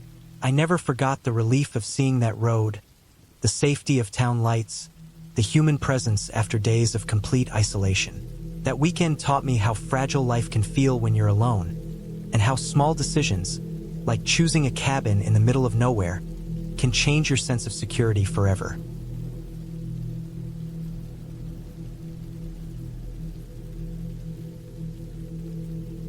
I never thought a weekend in the woods could feel so isolating. I had rented a small cabin deep in the forest, far from any main road, thinking it would be the perfect place to escape the constant noise of the city. The directions were simple enough, given to me by the owner through email, but when I drove deeper into the woods, the roads became dirt tracks, narrow and winding, lined with trees so thick that sometimes the sunlight barely reached the ground. My phone signal was spotty at best, and I didn't mind it at first. I liked the thought of being completely cut off from everything for a while. The cabin appeared suddenly through a small clearing. It was older than I expected from the pictures, made of rough wooden planks that had weathered gray over the years. The roof sagged slightly, and the porch creaked when I stepped on it, but it had a certain charm. There was a small woodpile stacked neatly near the door and a tiny chimney that suggested a working fireplace inside. I parked my car in front and took a moment to just breathe in the forest air. The scent of pine was strong, and the only sounds were birds and the distant rustling of leaves. Inside, the cabin smelled of wood and dust, a smell that was comforting in a strange, primitive way. The main room was small, with a simple kitchen on one side and a living area with a faded rug and a few chairs. The bedroom was just big enough for a bed and a small dresser. There were no modern decorations, no pictures on the walls, just bare wood. I liked that. It felt real, like a place people actually lived in at one time, not a staged vacation rental. I unpacked my things slowly, taking my time to examine the cabin. There were matches in a tin on the kitchen counter, and a small pile of firewood inside near the fireplace. The windows were small but allowed light to filter in, although the dense trees around the cabin cast shadows that made the interior darker than I expected. I lit a few candles just to have a warm glow and then started a fire in the fireplace. The wood cracked and popped as the flames took hold, and I settled into a chair with a cup of coffee I had brought from home. The silence was almost overwhelming at first, but soon it became soothing. As the day moved on, I explored the area around the cabin. There was a small trail that led down to a creek, barely wide enough for one person to walk comfortably. The water was clear and fast-moving, tumbling over rocks and fallen branches. I followed the trail for a while, enjoying the peacefulness, but I didn't wander too far.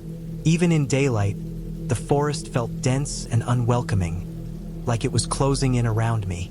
I told myself it was just my imagination, that the woods always seemed bigger and stranger when you were alone. That night, the forest felt different. The sounds had changed. There were more noises now that the sun had gone down. I could hear the creaking of trees in the wind, the rustle of small animals in the underbrush, and something else that I couldn't identify at first. It was a faint thumping, almost like footsteps, but irregular, not steady. I shook my head, trying to convince myself it was just an animal, and went to bed early. The cabin was warm from the fire I had left burning in the fireplace, and the shadows cast by the flickering flames danced across the walls. Around midnight, I woke up to a loud crack outside, like a branch breaking. I froze in bed, listening. There it was again, closer this time. A sharp, sudden crack, then silence. My first thought was that a branch had fallen, but the pattern didn't feel right. I could hear soft scratching sounds at the edge of the clearing. I tried to rationalize it. Deer moving through the brush, maybe a raccoon, but something in the sound made my stomach tighten. It wasn't animal-like in the way I had first assumed. It was deliberate, careful, and it seemed to be moving around the cabin. I sat up in bed, straining to hear over the crackle of the dying fire. The scratching turned into a low, scraping sound along the side of the cabin. My pulse quickened. I wanted to call someone, but my phone was still without signal. I remembered the small axe I had brought, stored in the corner by the fireplace. I grabbed it, feeling the cold wood handle in my hands, and moved cautiously to the window. Peering through the glass, I couldn't see anything clearly, just shadows and dark shapes moving among the trees. I could feel my heart pounding in my chest. Every instinct told me to stay calm, but my body refused to obey. Hours seemed to pass like this, each noise amplified by the silence around me. I didn't sleep again that night. Instead, I stayed in the corner of the room with the axe, listening to every movement outside. Occasionally, I thought I saw a figure among the trees, just at the edge of my vision, but every time I looked directly, there was nothing. The wind was still, and the forest seemed to hold its breath along with me. The next morning, I ventured outside cautiously, making as much noise as possible to see if anything was really out there. I circled the cabin, looking for footprints or any sign of an intruder. The ground was soft from recent rain, and I noticed faint marks, boot prints too large and deliberate to be from animals. They led around the cabin in a half circle, ending near the tree line. My stomach sank. Someone had been outside my cabin while I slept. The thought made my hands tremble. I spent the day preparing. I barricaded the doors with furniture and checked the windows. I stayed near the fire, keeping it alive and watching the edges of the forest. Every sound made me jump. The snapping of a twig, a bird taking flight, the wind moving through the branches. I kept thinking I saw movement among the trees, always at the corner of my vision. By the evening, I was exhausted but still too tense to rest. I ate very little, sipping coffee and trying to stay alert. That night was worse. I could hear whispers or something that sounded like whispers just beyond the tree line. The scraping returned, closer, sharper, almost directly beneath my window. I clutched the axe with white-knuckled hands, peering through the darkness. My mind raced with scenarios I had seen in movies, in survival guides, anything to prepare me for what might happen. The fire was almost out, and the cabin was cold. The shadows seemed to stretch and move as if alive. Around 3 in the morning, I saw it. A figure stepping into the clearing, tall and careful, moving like it didn't want to be seen. I couldn't make out details in the dark, only that it was wearing dark clothing.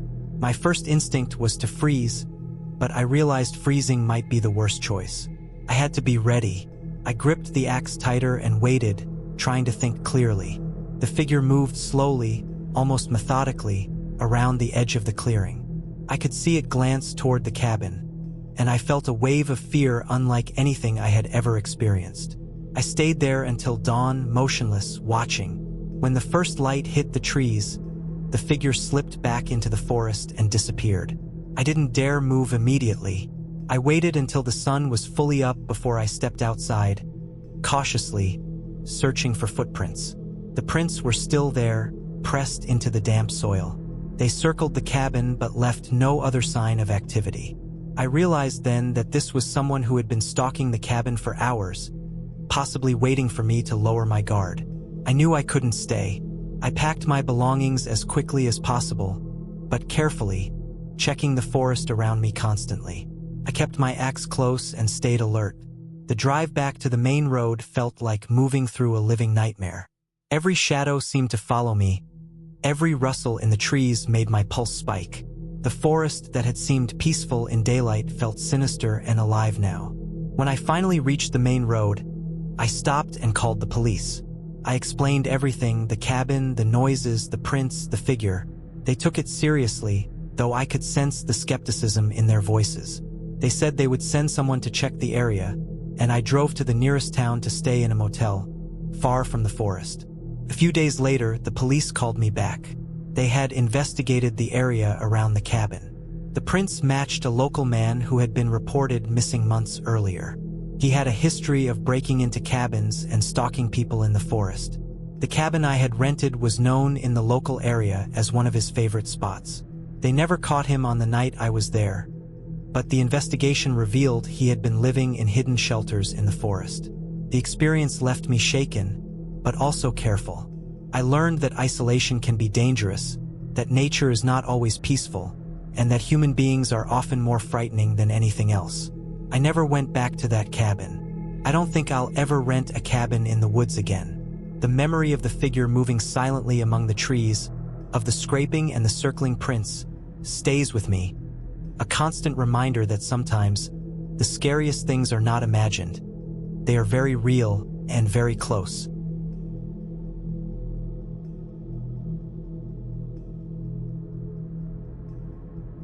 I had always liked the idea of isolation.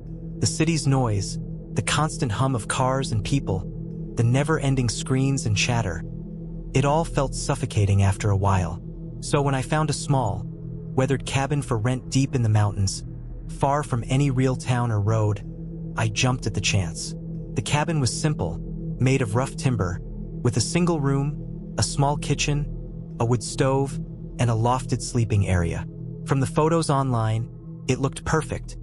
Remote, quiet, and surrounded by trees and wildlife. I told myself I would go for a week, recharge, and maybe get a little writing done.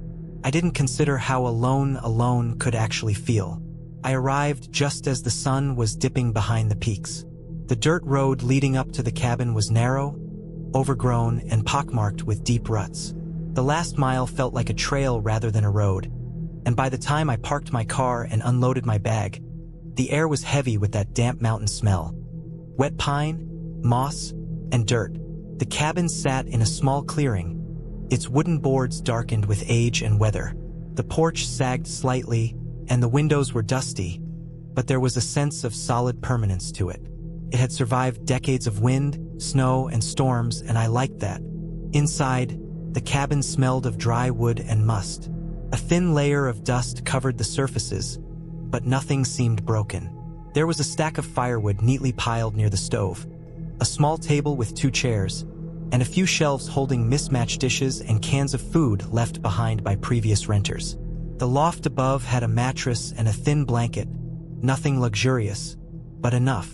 I unpacked slowly, taking in the quiet that pressed in from all sides, and set about starting a fire in the stove. The sound of the match striking and the small flames licking the kindling felt comfortingly human in the vast, empty mountain space. The first night was peaceful. I ate a simple dinner, read a few pages of a book, and then climbed into the loft. Outside, the wind rustled through the trees, but it wasn't threatening, just nature doing what it does. I slept more soundly than I had in months. I thought about how lucky I was to have this space entirely to myself, free from notifications and strangers, free from the pressure of work. The next morning, I woke to fog. The cabin was nestled in a small valley, and the low clouds made everything look pale and gray. I made coffee on the small stove and went outside to stretch. The forest pressed in close. Tall pines and firs surrounded the clearing, and beyond them, I could barely make out ridges and peaks. I wandered a little down a faint trail that started behind the cabin, noticing tracks in the mud. Some small, probably deer, but others larger, like a bear's. I didn't worry. Bears were common in the area, and I had read up on how to avoid trouble. Over the next day, I explored the area, marking trails with small cairns of stones to keep from getting lost. I found a creek, cold and clear, where I washed my hands and filled a water bottle. The isolation was wonderful, the kind you read about in books, and I felt at peace. But that night, things began to shift. I was reading in the loft when I heard a sharp sound outside. It was a thump like a heavy branch hitting the cabin, but it was rhythmic, deliberate.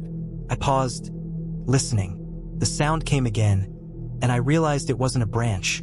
It was heavier, like something or someone was walking just outside. I held my breath, straining to see through the fog that pressed against the windows. Then silence. I told myself it was an animal. There were raccoons, deer, even bears. Anything could make that sound. But my chest was tight, my mind racing. I made sure the door was latched, the windows closed, and kept the fire going. Sleep came fitfully.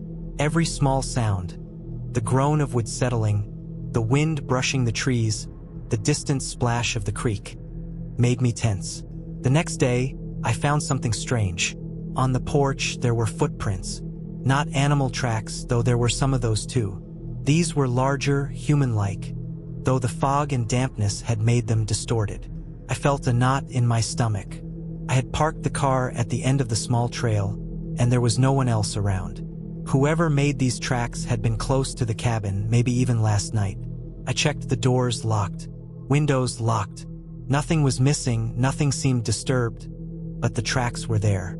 I spent the day exploring the surrounding woods more cautiously, trying to ignore the unease gnawing at me. I stayed near the creek, walked slowly, and kept my phone close, though the signal was weak and inconsistent. I didn't want to call anyone yet. I wasn't sure if I was being paranoid, but every time I returned to the cabin, the tracks were fresher, or at least seemed so.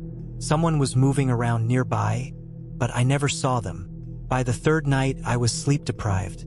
The sound of footsteps, or was it branches snapping under weight, kept me awake.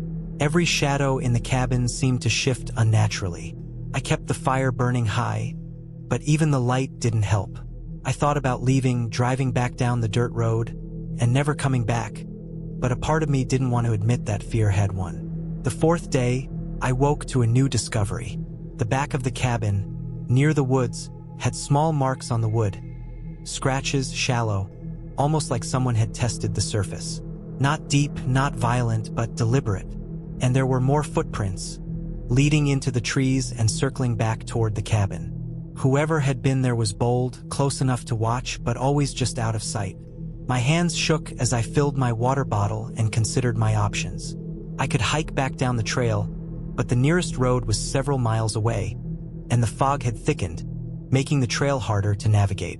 That night, I slept with the stove poker at my side. Every small sound sent me upright, heart hammering. I imagined someone outside, watching, waiting, and then I heard it. A soft, almost inaudible scraping at the side window. I froze. My mind raced, and I could feel the panic rising. I grabbed a flashlight and shone it outside.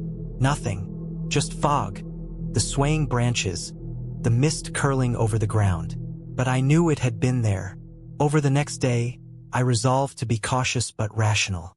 I stayed inside most of the time, checking doors and windows constantly, moving only when necessary. I avoided the trails farther from the cabin and did not go near the creek. I tried to keep busy, chopping some firewood, cleaning the cabin, and organizing my gear. Still, the feeling of being watched never left. Then, on the fifth night, it happened again. A series of loud, deliberate thumps against the cabin walls, then silence, then scraping along the side of the building. My heart raced as I grabbed the stove poker. The fog outside was thick, limiting visibility, and I could hear the faint crunch of footsteps in the dirt and leaves. I stayed low, moving carefully to the front door. I thought about running, but I also knew that if someone wanted to hurt me, I might not make it very far in the dark. I stayed still, listening, trying to track the movement. Then I remembered the emergency whistle I had packed. A small, bright orange thing meant for hikers. I blew it sharp and loud. The sound carried through the trees, echoing in the valley. The footsteps stopped abruptly. Then, slowly, I heard retreating movement, fading into the distance. I waited a long time, holding my breath, until I was sure they were gone. The next morning, I left. I packed quickly, not caring about leaving things behind. The fog was still thick, and the air was damp and heavy. I locked the cabin the best I could and started down the narrow trail, my boots sinking in the wet earth. Every sound, the snap of a twig, a distant bird call, the rush of the creek, made me tense. I kept moving until I reached the dirt road, my heart still pounding. When I finally reached the main highway, I felt relief so intense it made my legs weak.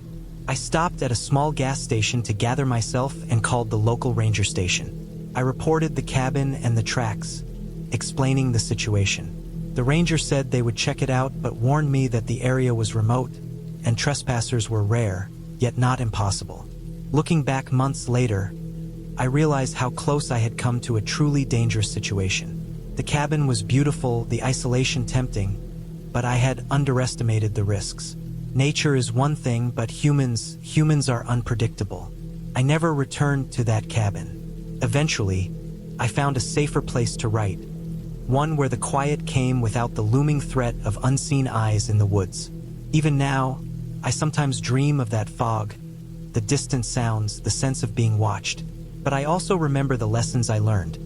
Always respect isolation, always prepare for the unexpected, and never assume you are truly alone when the forest is silent.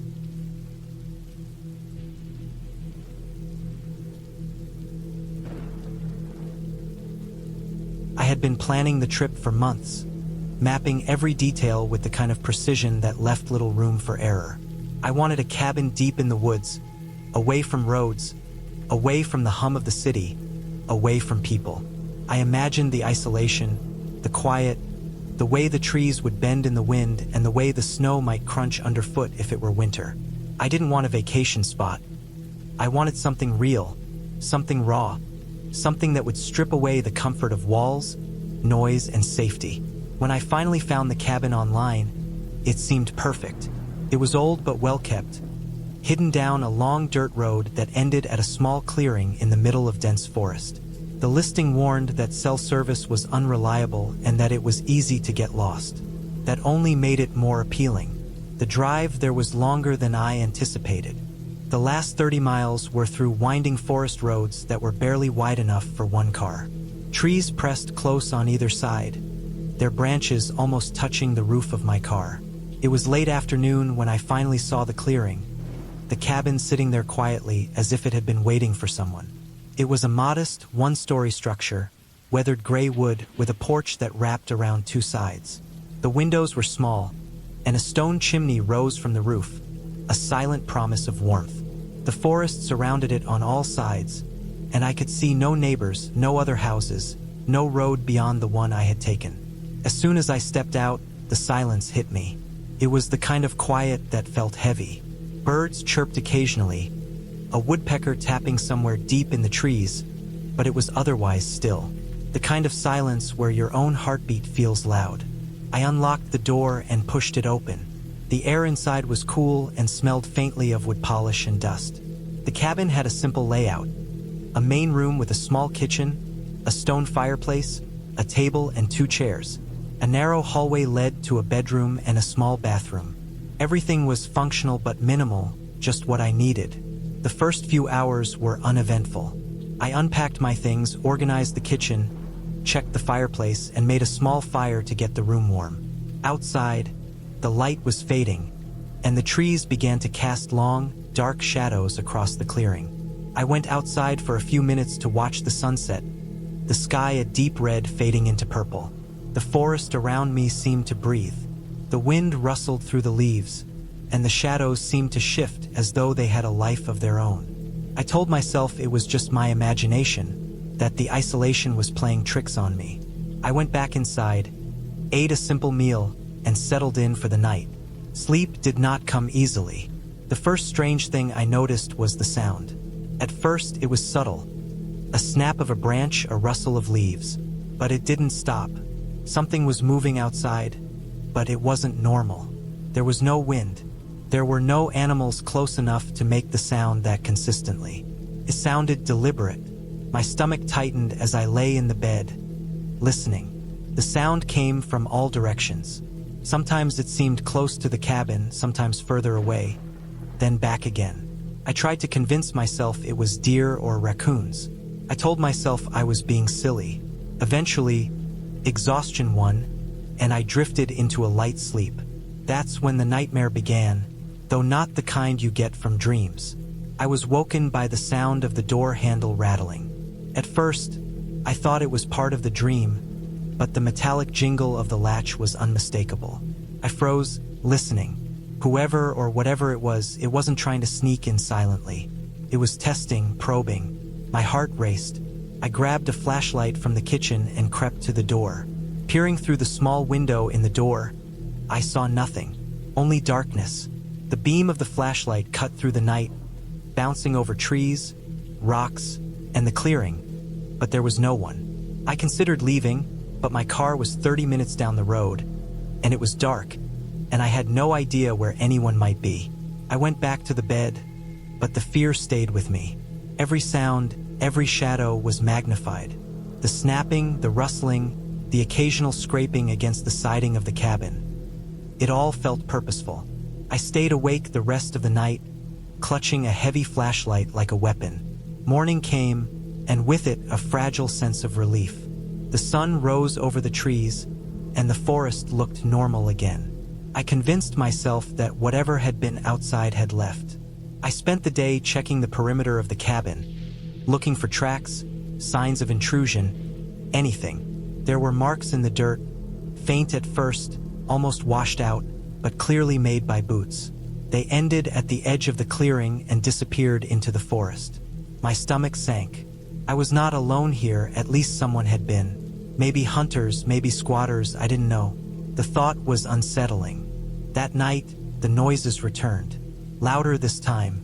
Footsteps around the cabin, more insistent, closer. I stayed in the main room, flashlight ready, eyes on every shadow. Hours passed. The sounds seemed to move, circling, sometimes stopping just beyond the windows. I couldn't see anything. My imagination wanted to fill in the blanks, but I forced myself to focus on reality. Someone was out there, I didn't know who, and they might come closer. I spent the following days preparing. I reinforced the doors and windows as best I could. I made a plan for escape if someone tried to get in. I stocked the cabin with more water and food than I would need. Each day I walked the perimeter, checking for tracks, noticing how they changed with the wind and rain. I even started keeping a journal, documenting every sound, every mark, every movement of the forest. The sense of being watched never left. Shadows moved in impossible ways, fleeting glimpses through trees, just beyond the light of the windows. I knew the forest held its own dangers, wild animals, uneven terrain, but this was different. The patterns were human. The presence was human. One night, I saw a figure, tall and thin, just beyond the edge of the clearing. It didn't move directly toward me, just stood there, watching. I couldn't see a face, couldn't make out features, but the posture was deliberate. My pulse spiked and I stayed very still. Eventually, it vanished into the forest. I realized I could not stay indefinitely. I had come for isolation, for peace, but I had found danger instead. I needed to get out, but cautiously. I spent a day preparing my exit. I packed everything into the car, keeping an eye on the forest. I made sure to leave a false trail around the cabin, just in case. The sun was setting when I finally started the engine. I drove slowly, deliberately, watching the clearing for any sign of movement. About halfway down the road, I saw something that made my stomach turn. Footprints, fresh, following the road, parallel to mine. Whoever had been at the cabin had left too. I increased my speed but kept control, knowing the narrow roads were treacherous. Every shadow in the trees, every rock on the roadside, felt like it could conceal someone. I stayed vigilant for hours. Finally, after what felt like an eternity, I reached a paved road, headlights from a distant car cutting through the dark. Relief washed over me in waves. I stopped at the first gas station I could find, locked the doors, and called the police. They took my statement, though there was little they could do. By the time they reached the area, the footprints had vanished. There was no one to catch, no evidence, nothing. I was alone again, but this time in safety. In the days that followed, I reflected on what had happened. I had gone looking for solitude and found something far more dangerous. The cabin had been perfect on paper, but isolation can hide more than just peace. Can hide people who watch, who wait, who move silently through the shadows.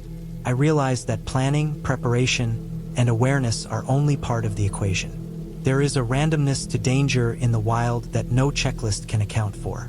I eventually sold the cabin. I made sure to warn the next renter about the isolation and the unpredictability of the area. I never went back, and I never will. But I learned something about myself. My instincts, my caution, my ability to handle fear in real time. I had survived, and that survival came from attention to detail, patience, and a refusal to ignore the warning signs. The forest, the cabin, the shadows, they were all neutral. It was people that made them dangerous, and now I would never forget that.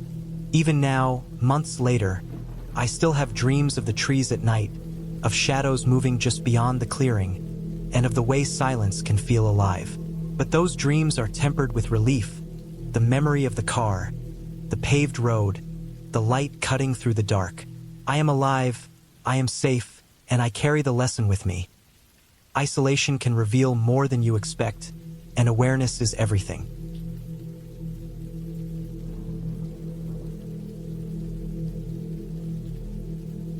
I had been planning the trip for months. The idea was simple. Spend a week alone in a remote cabin tucked deep in the forest, away from everything and everyone. I wanted peace, silence, the kind of emptiness you can only find miles away from civilization. The cabin I rented was isolated, off-grid, accessible by a rough dirt road that wound through dense trees. My car barely managed it, but eventually, I reached a clearing, and there it was, small, wooden, with a rusted tin roof and a chimney that looked like it hadn't been used in years. It wasn't fancy, but it was exactly what I wanted. Solitude. I parked, grabbed my backpack, and walked the few steps to the cabin. The door creaked as I opened it, and the smell of dust and wood hit me immediately. The interior was sparse. A small kitchen corner with a stove that looked barely functional, a table with a few chairs, a narrow bed pushed against the wall, and a woodpile by the fireplace.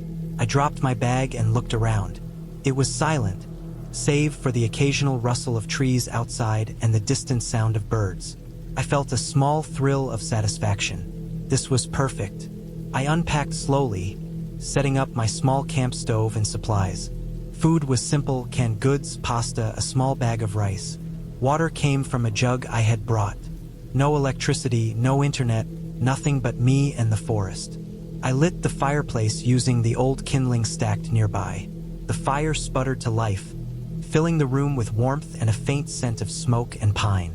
I sat for a long while just listening to the wind moving through the trees, the occasional snap of a branch, and the faint, distant sounds of animals. Everything felt untouched, raw, and real.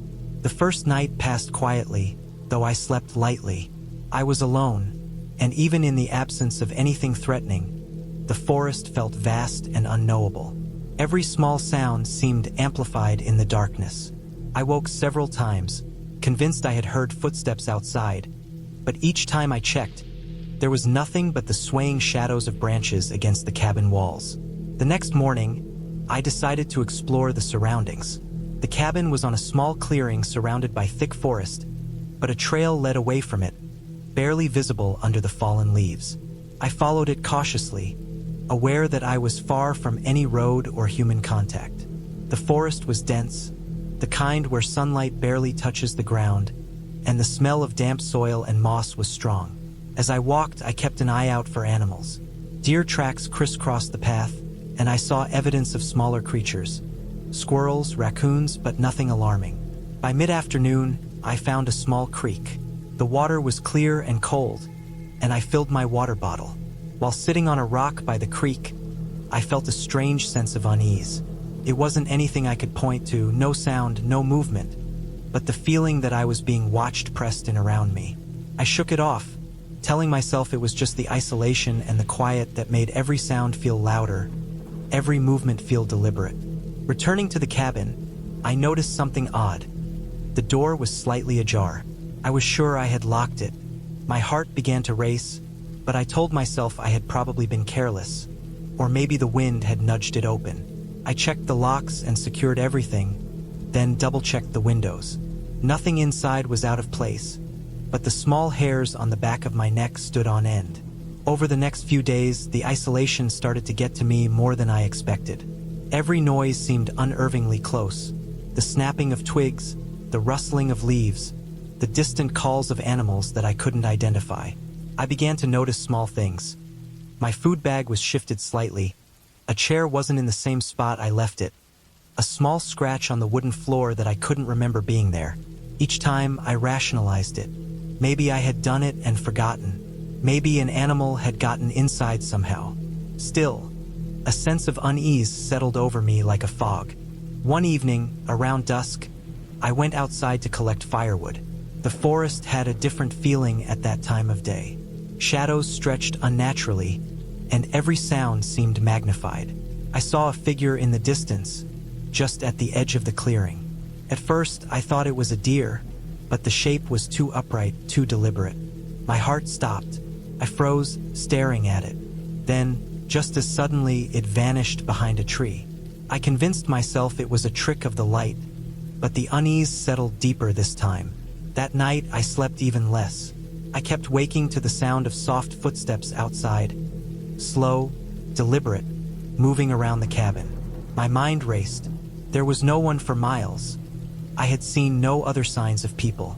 Still, I couldn't shake the sense that someone or something was out there, watching. I made sure the door was locked and the windows secured, but the fear was there, gnawing at the edges of my mind. The next day, I decided to leave. The fear had become almost unbearable. I packed my things quickly and double-checked that I had everything. The walk to the car seemed longer than before. Every rustle of leaves, every branch snapping under my feet made me jump. When I finally reached the clearing, I saw tire tracks, fresh ones, leading up to the cabin. My heart pounded. I had parked there alone, and there should have been no other vehicles. I got in the car and started the engine. As I looked back through the rear window, I saw a figure standing at the edge of the forest, just barely visible between the trees. I couldn't make out any details, but but I could feel its eyes on me. I didn't wait. I drove down the dirt road as fast as I could, my hands gripping the wheel until my knuckles were white. The forest blurred past me. My mind raced with possibilities. Someone had been watching the cabin. Someone could have been inside while I slept. The thought made my stomach turn. By the time I reached the main road, the sun was fully up. I called the local sheriff to report what I had seen and the tire tracks. They said they would send someone to check on the cabin. I felt a mix of relief and lingering fear, but being back on a road with other cars and signs of civilization, I could breathe again. A week later, I returned with the sheriff. The cabin was intact, but inside, there were clear signs of intrusion. A chair moved, small footprints in the dust, and the food I had left untouched partially rummaged through. They found nothing further, and no one was caught. The sheriff told me it was likely someone using the cabin for temporary shelter, but the thought that someone had been inside while I was there made my skin crawl. I never went back. The cabin was beautiful, secluded, and exactly what I had wanted. But the memory of feeling watched, of footsteps outside my door, and of a presence just at the edge of the clearing stayed with me. I realized that isolation can be more terrifying than any ghost story. The unknown doesn't have to be supernatural to be frightening. Sometimes the scariest things are just another human being, lurking quietly, unseen, waiting.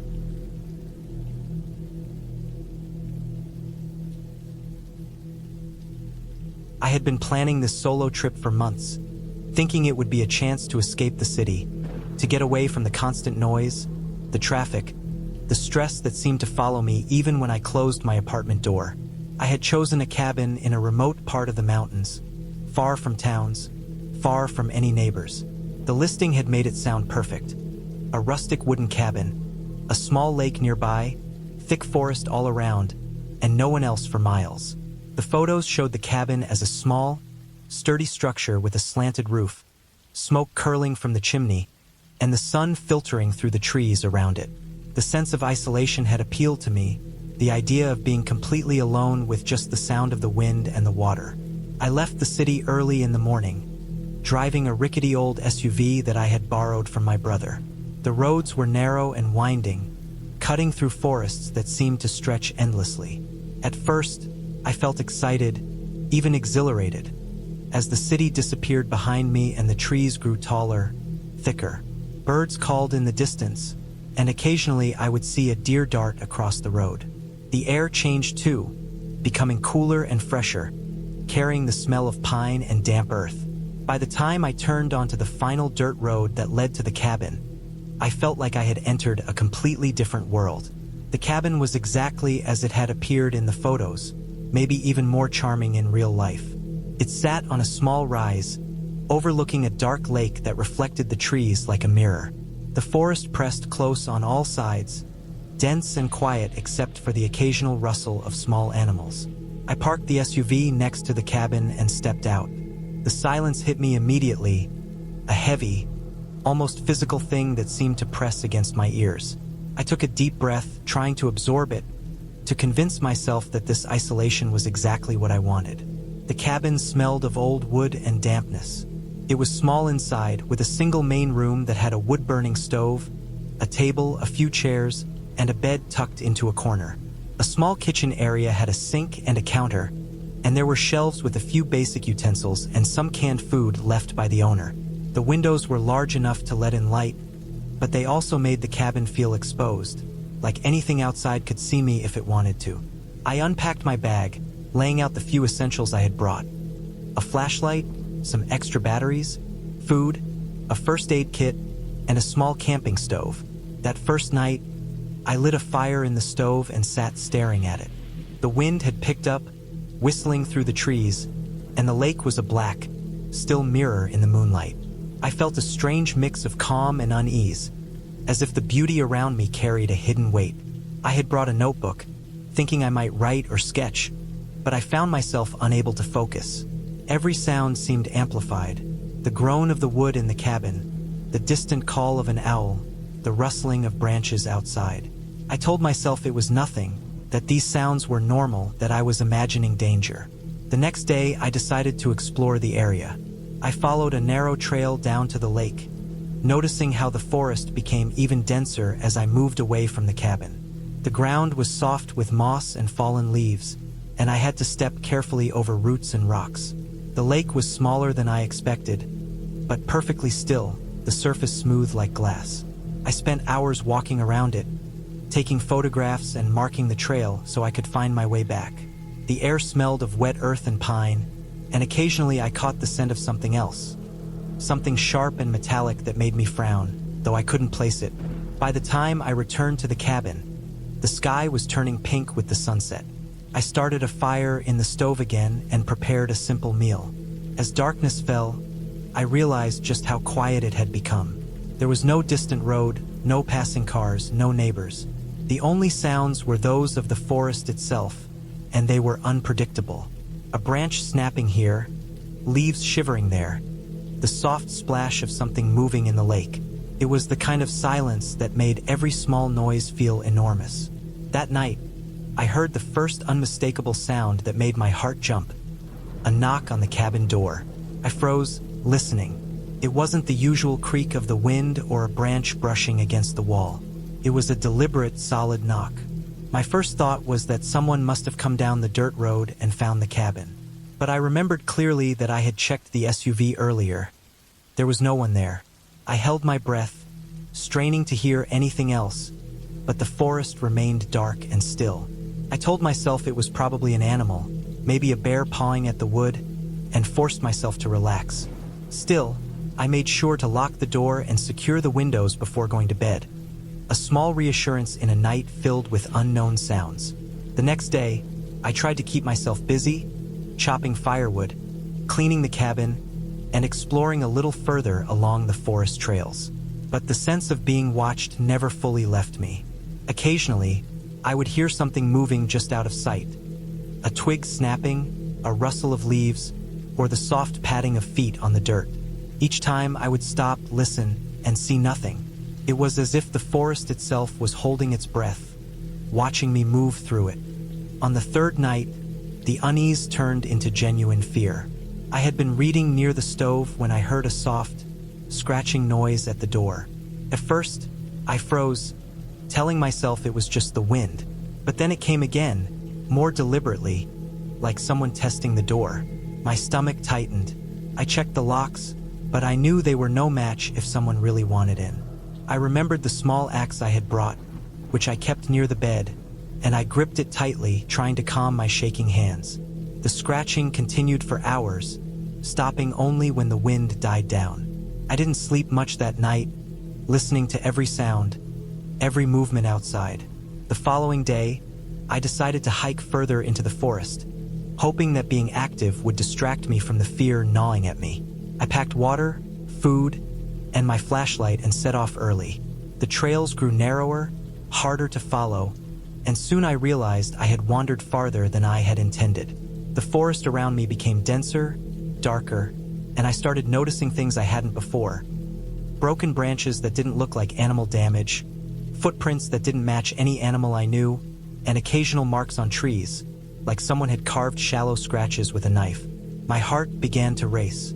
I tried to retrace my steps, but the forest all looked the same. The sun had moved high in the sky, and I realized that if I didn't turn back soon, I would be navigating back in the dark. Panic began to set in, making it harder to think clearly. I forced myself to slow down, to mark trees with small scratches so I could find my way back. Hours passed, and the sun began to dip. Shadows stretched long across the forest floor, and I realized I had no choice but to push forward and hope to stumble back onto a known trail. As the light faded, I heard the sound again. Footsteps, slow and deliberate, following me. I stopped, holding my breath, straining to listen. The footsteps stopped when I did, and then continued when I started walking again. My stomach churned, and I realized I was being followed. My first instinct was to scream, but the isolation made me doubt whether anyone could hear me. I started running, branches whipping against my arms, roots catching my feet. My lungs burned, my legs ached, but the footsteps stayed behind me, relentless. Finally, After what felt like hours but was probably only 30 minutes, I burst onto the dirt road that led to the cabin. Relief hit me like a physical force. I ran the last stretch, stumbling into the clearing, and bolted the door behind me. I leaned against it, gasping, trying to calm my racing heart.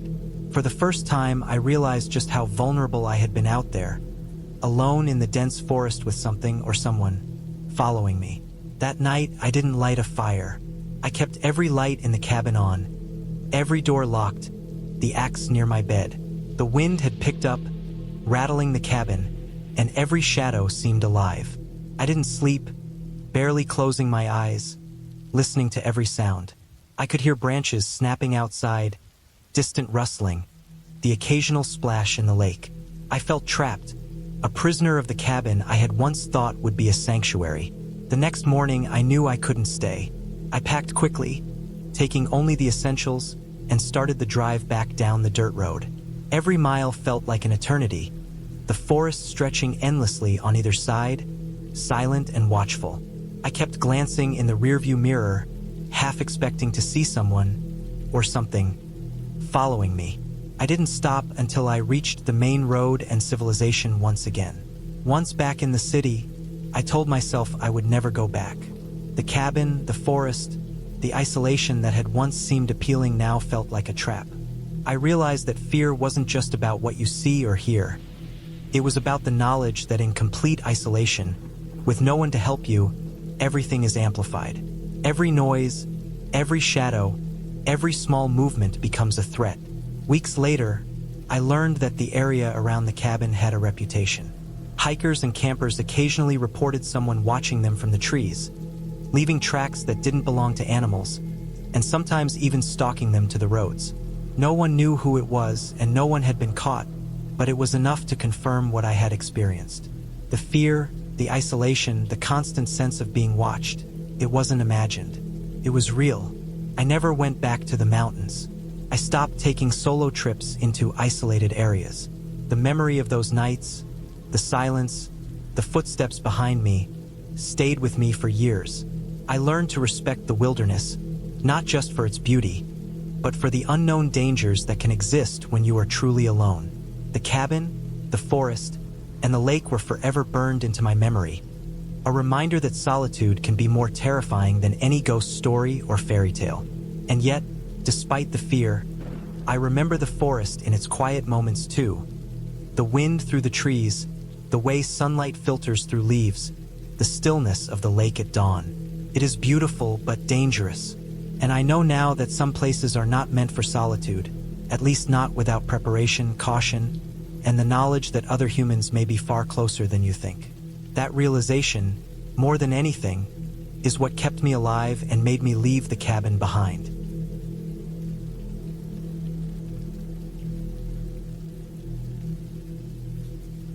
I had planned the trip for months, checking every little detail over and over again. The cabin I rented was tucked far back in the forest, away from the main road, surrounded by dense trees and thick underbrush. I wanted isolation, a break from the constant noise of the city, the endless people, the car horns and the blinking lights. The idea of spending a week entirely alone in the woods, cooking my meals over a small stove, reading books I had never opened, and just listening to the wind in the trees was incredibly appealing. I was ready for silence, but I was not ready for the way quiet could turn into fear. The drive to the cabin was long. My GPS had a tendency to glitch in the forested areas, so I had printed a physical map as a backup.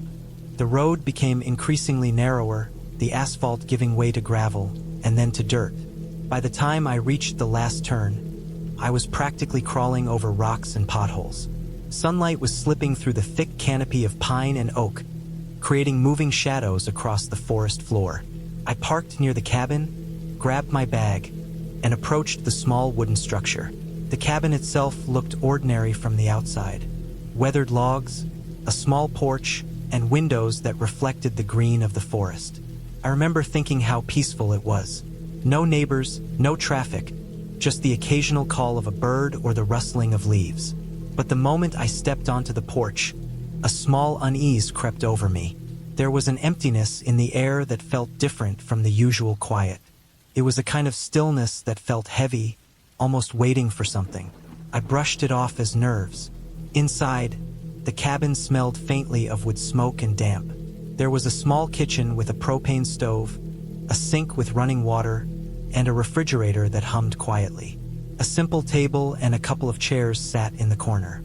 A small wood stove was near the center of the main room, and a narrow staircase led to a loft with a mattress. I unpacked slowly, making sure everything had its place, and then sat on the porch with a cup of coffee. I watched the shadows lengthen as the sun dipped lower, enjoying the peace. That first night, I went to bed early. The darkness outside was complete. Even the moonlight barely penetrated the thick forest. I remember lying there, listening to the small creaks of the cabin, the wind brushing against the trees, and feeling completely alone. There was a strange comfort in it at first, like being completely off the grid. But as the night deepened, small sounds that I had ignored during the day began to stand out. The wind would whistle differently through the trees, making some branches knock against the cabin. I heard rustling in the underbrush near the porch, but I told myself it was just animals. Maybe deer, maybe raccoons. My mind kept returning to the thought that I was completely alone. The second day, I decided to explore the nearby woods. I had a map, a compass, and my phone for emergencies, even though I didn't expect to have service. The forest was dense, and the path quickly became uneven and overgrown. I found a small stream and followed it for a while, stopping occasionally to take pictures of the moss-covered rocks and the way sunlight danced across the water. The solitude was pleasant at first, but after a few hours, a sense of unease started creeping in again. I noticed the trail behind me had no footprints, not even mine. It was like I had entered a part of the forest that had no one else in it for miles, and the silence was absolute. As evening approached, I returned to the cabin, feeling a little anxious from being so far out. The sun was low, and the forest around me darkened faster than I expected. I reached the cabin just as the last light disappeared. I locked the doors, started a small fire in the stove, and tried to shake off the feeling that something was watching me. I told myself it was the isolation getting to me, the mind playing tricks. But deep down, a part of me knew it wasn't just imagination. Something about the forest, the way the shadows moved, felt wrong. The next morning, I woke to a sound that made my stomach twist. It was faint at first, but then I realized it was coming from the area behind the cabin. Soft, deliberate footfalls. Not fast like an animal and not random, but measured, heavy steps across dirt and leaves. I froze, straining my ears. The sound stopped. I told myself it was probably a hiker or someone else renting a cabin nearby. But the area was remote. There was no way anyone would be wandering this deep.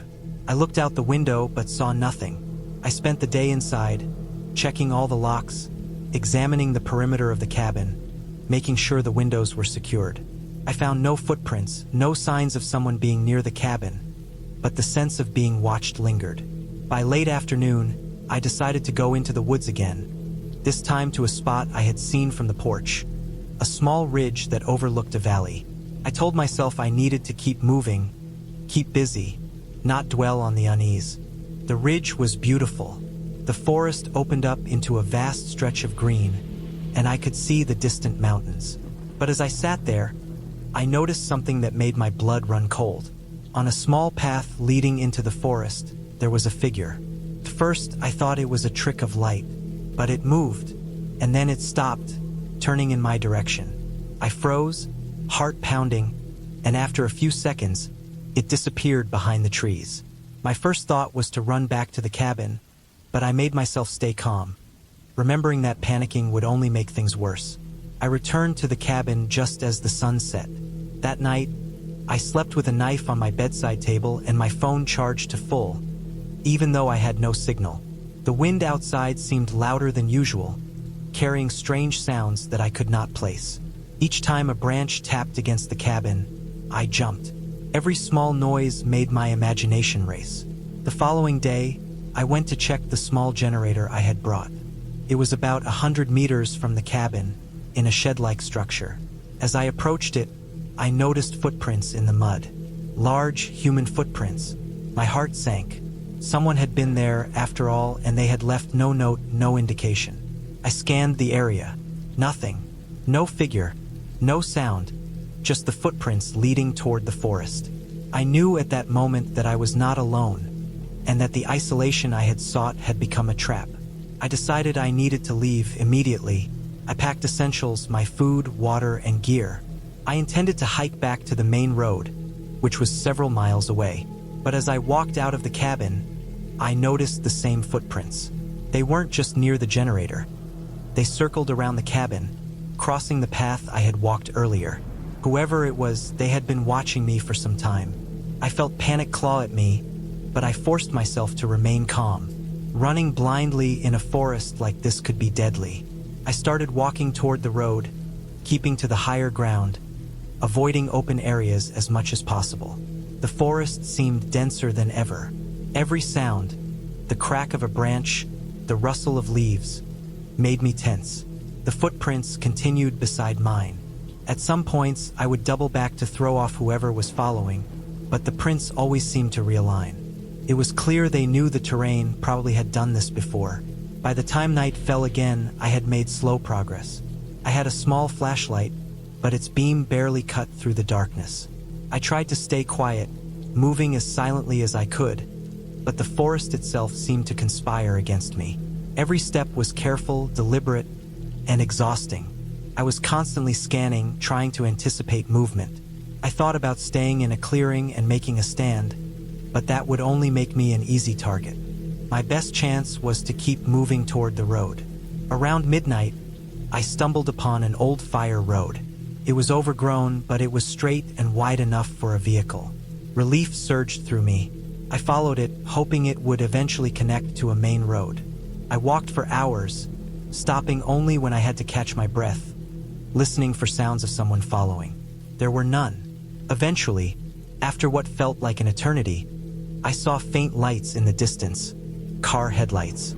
I ran toward them as fast as my legs could carry me, calling out, even though I knew no one could hear me. I finally reached the road and flagged down a car. The driver looked startled but stopped.